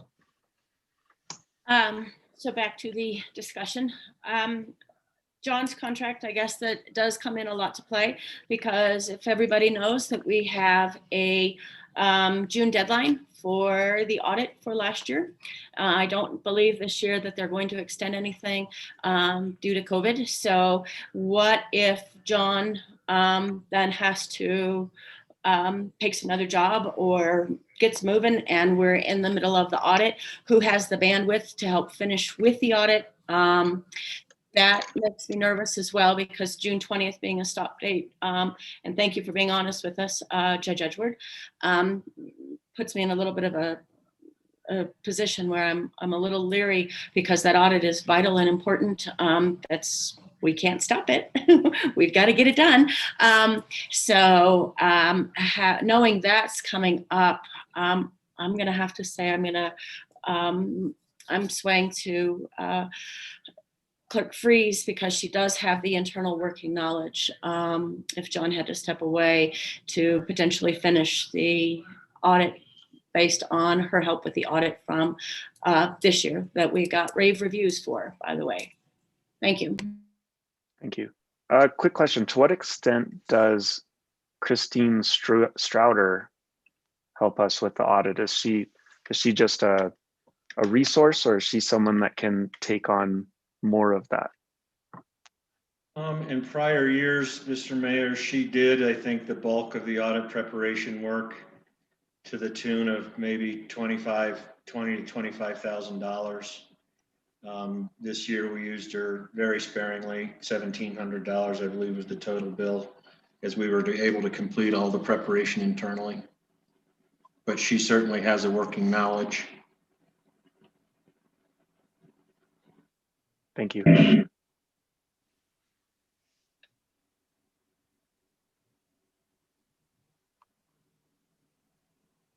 Jordan? I don't know if Jane's here.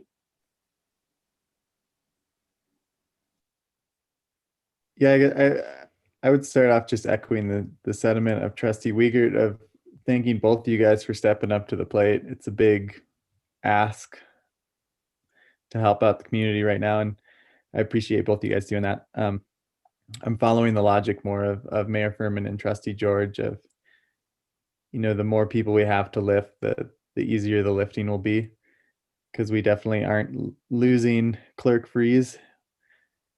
So I would, I guess, make a motion then to appoint Judge Edwards as interim administrator.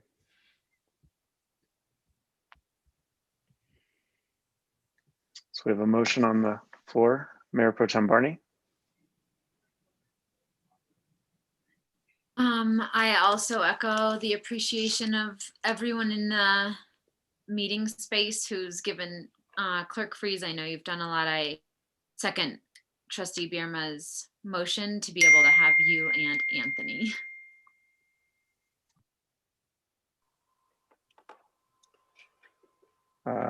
Despite the awkwardness here, Clerk Freeze, roll call, please. Trustee Barella, No. Trustee Harper, No. Trustee Wiegert, No. Trustee Bierma, Yes. Trustee George, Yes. Mayor Pro Tem Barney, Yes. Mayor Furman. Yes.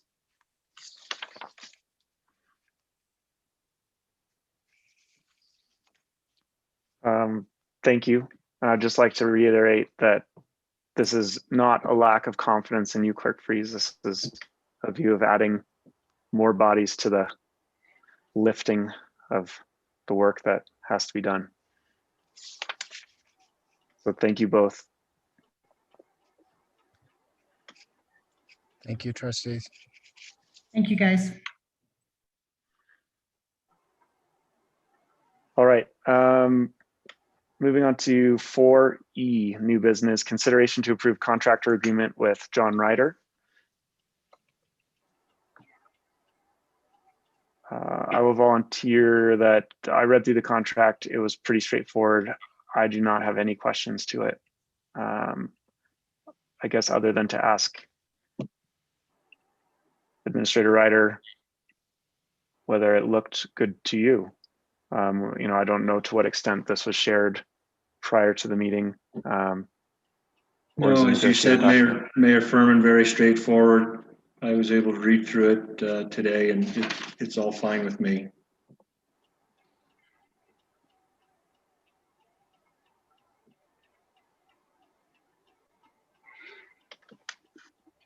Any question or discussions from trustees?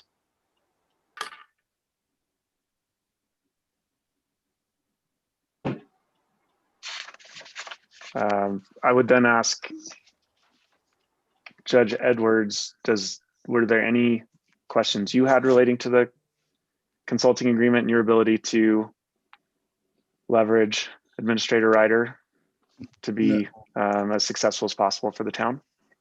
Mayor Furman, no, there wasn't. There is one thing in there. It talks about the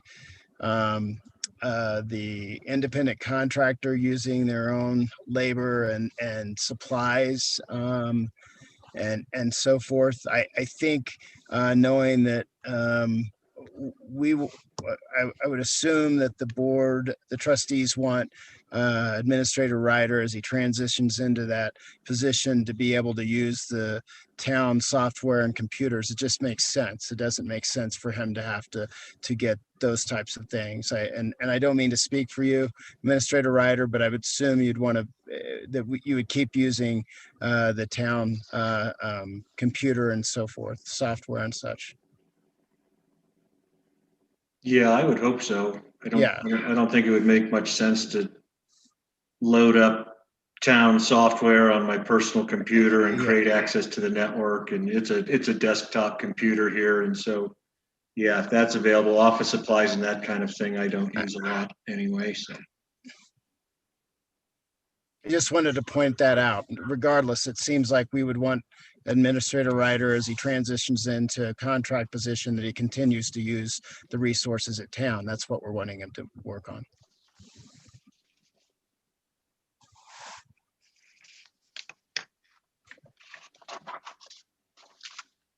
Well, trustees, any discussion, questions, or a motion?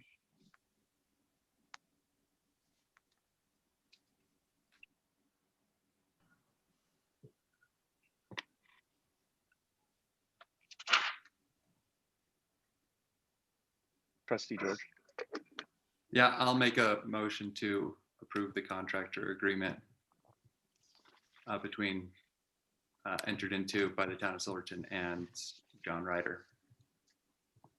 Thank you. Trustee Barella. I guess I was going to ask, are we, where in the actual document is that something that's going to be stricken?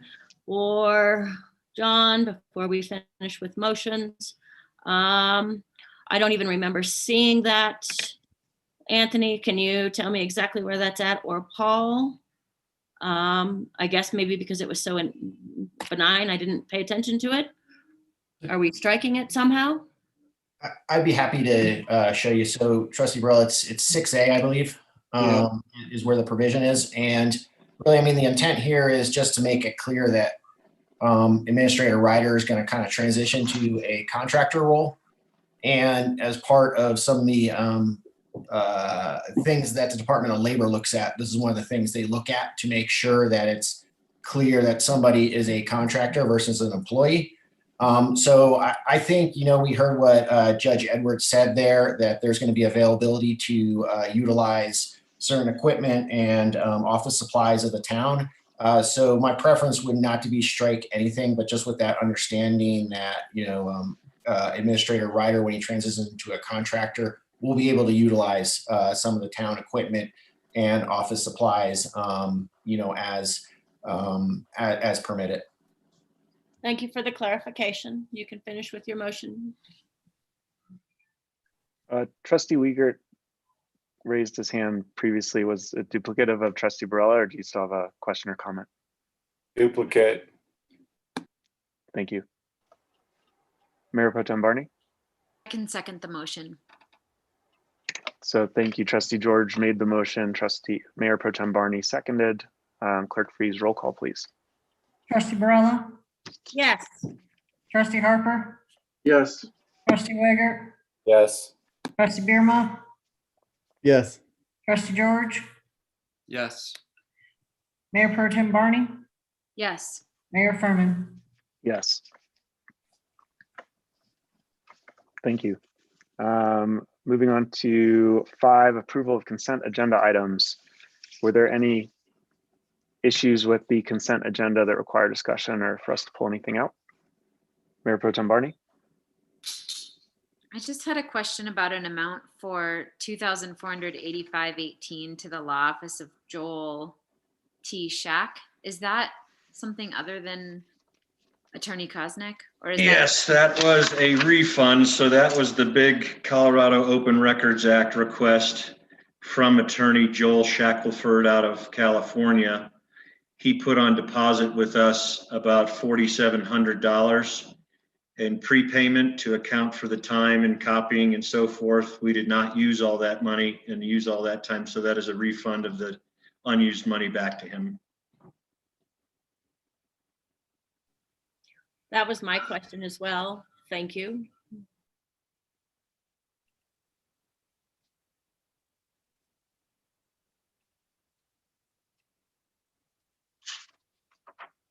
Do I hear a motion to approve? Trustee Barella?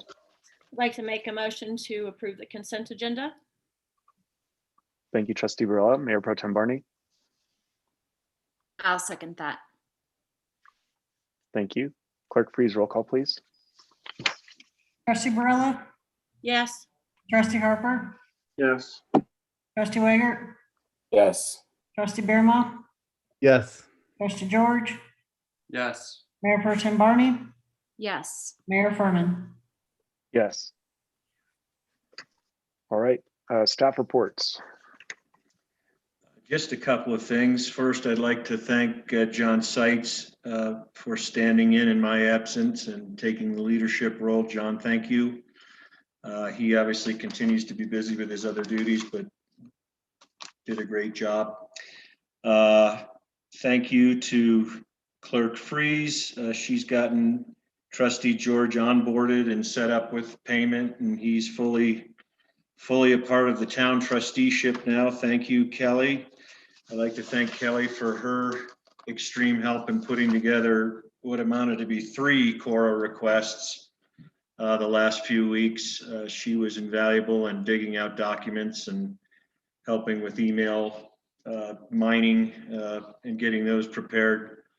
In my report, we finished up the December financials. In regards to audit, Clerk Freeze and I actually spoke this morning about how we could get December. We have a few more entries to make and then get started on the audit work paper. So with any doubt, we can be fully prepared ahead of time. It'll probably be a June 30th deadline as usual this year, but there's no reason we can't start preparation right now. I have a transition plan in place, beginning to assemble all current and upcoming issues to be considered by the interim position and permanent position. Going on to Bill McDougall, I'd like to thank Bill and Nate. They made some pretty slick mask signs that they've distributed to local businesses and restaurants. The restaurants and businesses have been very receptive to putting kind of some new colorful mask required signs up in their windows and doors just to make sure we're keeping up and not letting our guard down. So thanks to them. Nate's worked with Bill on creating new, easy to use application forms. He's put together a snow removal route map that looks really great that he's distributing or has distributed to all businesses and is available to residents. So try to take some confusion out to odd and even and what all that means when we're hopefully going to get in the thick of snow removal, and try to clear up some of those confusions from time to time through a nice map. Nate's also continues to do a great job with Lisa Branner, helping her out and getting Todd help on the new Fair Harbor booking system. It's working great. We're doing really strong in ticket sales at Kendall. And with that, I'd like to thank Todd and his team. They've had to work through a couple of lift issues, as they do, it seems like most year, but kudos to that team for quickly getting it back up running. I think this is twice now it's been down, but I think it's really indicative of Todd's great relationship with Leitner Poma, because he through that relationship, he had him up here this last time in less than 24 hours to troubleshoot the problem. So I think great job there and really mitigating the downtime on the lift. It's getting old and it goes down, but they've done a great job mitigating the time. I'd like to point out Lisa Branner's done a great job, about done with our opportunity zone prospectus that we've been working on for months and months and months. I'd like to just call out her effort on that, and that we should have a good draft that should head to final pretty quickly here toward the end of February. It's been a long haul, but she's done a great job doing that. And that's really all I have.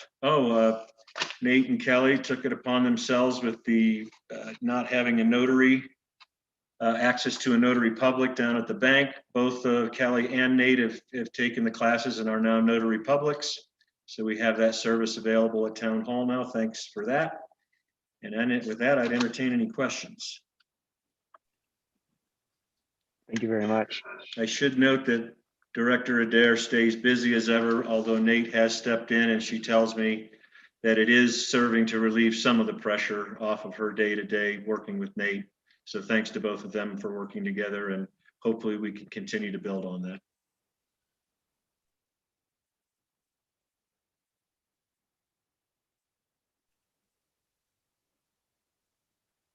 Any discussion or questions, trustees? All right, well, thank you very much. Moving on to committee reports. Any committee meetings in the last week? or I suppose 2 weeks. Trustee Birma? Yeah, we had the Parks and Rec Committee. Let me just bring up my notes, make sure I get the right date. I think January 27th. I'll go over it briefly. Administrator Ryder actually covered a lot of it. We had just kind of a season update from Todd on the Kendall ski area. We also talked about potential 21-22 planning, doing some more research on portable snowmaking equipment and seeing if that's feasible to create potentially a tubing area maybe. We also had some trail discussion talk about snowcat and winter side-by-side use that's been being used on the groom trails, and maybe getting some figuring out a way to address that.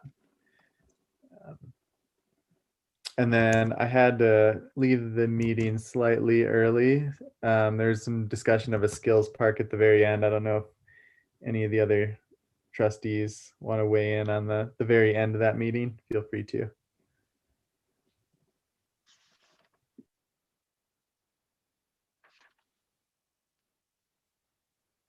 Thank you.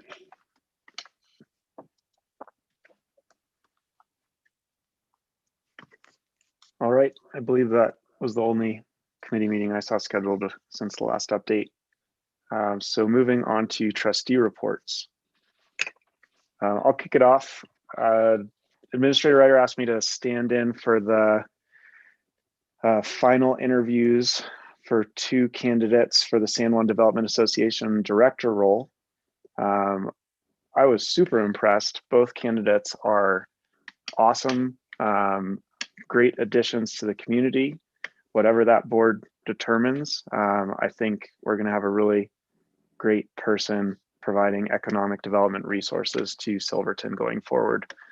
So congratulations to the San Juan Development Association for putting together a good recruiting effort and coming up with great candidates and getting to these 2 impressive final candidates. And my only other trustee report update I have is that I've been kind of tapped on the shoulder in town by multiple people just raving about how awesome the groomed trails are. So thank you to the town for doing such a good job with the groomed trails. Someone who's actually a snowcat operator in another area was talking about how awesome a job our snowcat operators have done, and how cool it is that our town has the machine that it has. So congratulations to the town and thank you for that. It's nice to get accosted in the town for good things.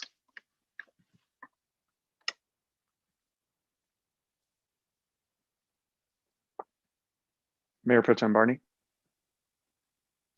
Thanks. Yeah, I have also been appreciating those groom trails. And for my trustee report, this was so hard for me to think about all week. I actually just wrote a statement. So I'll read it. Last week, we trustees participated in a challenging meeting. That meeting resulted in an article in the Herald that did not represent the issues we are facing, nor did it accurately portray my thinking or actions as a new trustee. It incorrectly conflated 2 non-related issues and created misunderstanding among our community and the broader readership of the Herald. As trustees, we can, and likely will, as we've seen tonight, disagree on how this board can best serve the community. However, those disagreements need not grind our ability to solve problems to a screeching halt. They need not cast an image that suggests our community is dysfunctional, hostile, or cunning. Disagreements need not lead to mistrust and a mindset of us versus them. We are all working hard to serve a place and people who matter a great deal to all of us and our neighbors. In future challenging meetings and when faced with difficult decisions, I think like we did tonight, I'd like to know that we are all proceeding with the health, safety, and happiness of our community at the heart of our words and actions. That's all.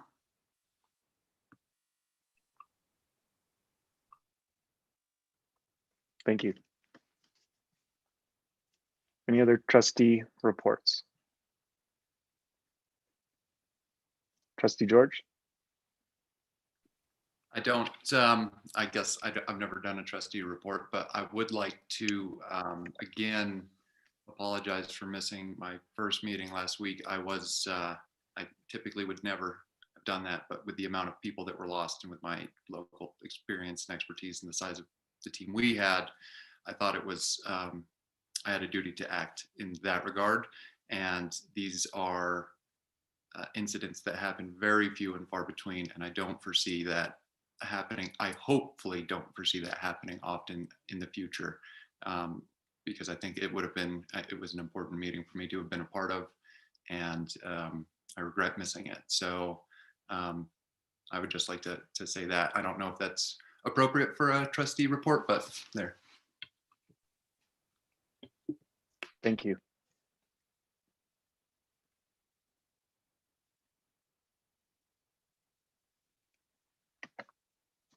Unless there are any other trustee reports, we'll open it up to public comment.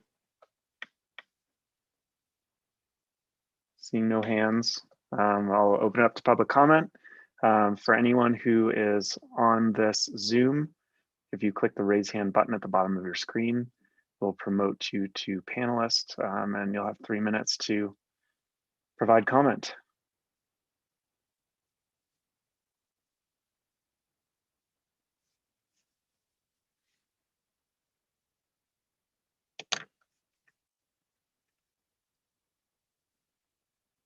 Mr. Breed, the floor is yours. Thanks very much, Mayor Furman. I had a quick question for Attorney Kosnick about the way these meetings are conducted.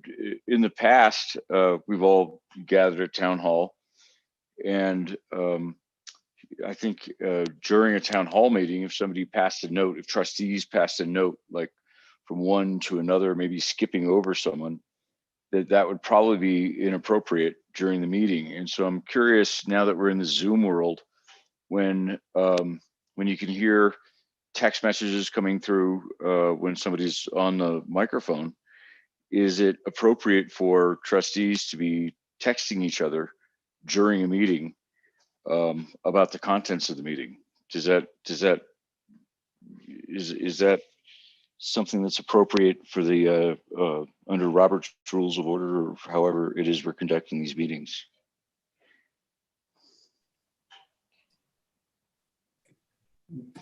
Mr. Mayor, would you like me to answer that? It's up to the board. Typically, our normal rule is to accept comment, but I defer to the board.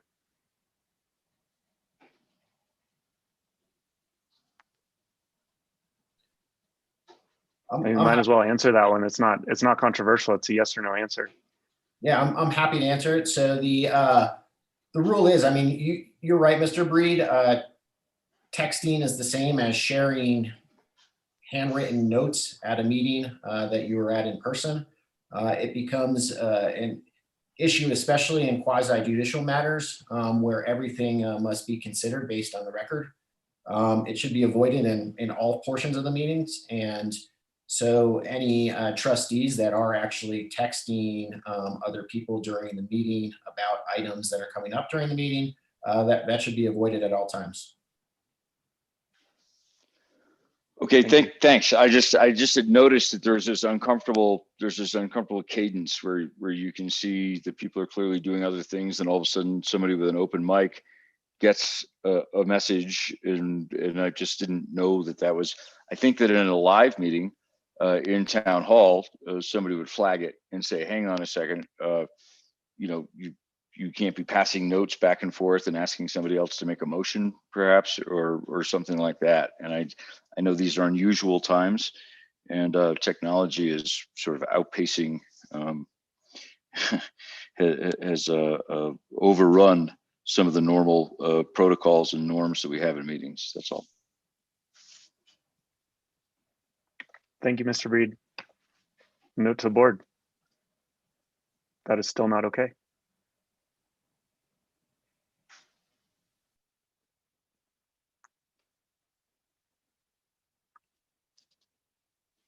Any other public comment?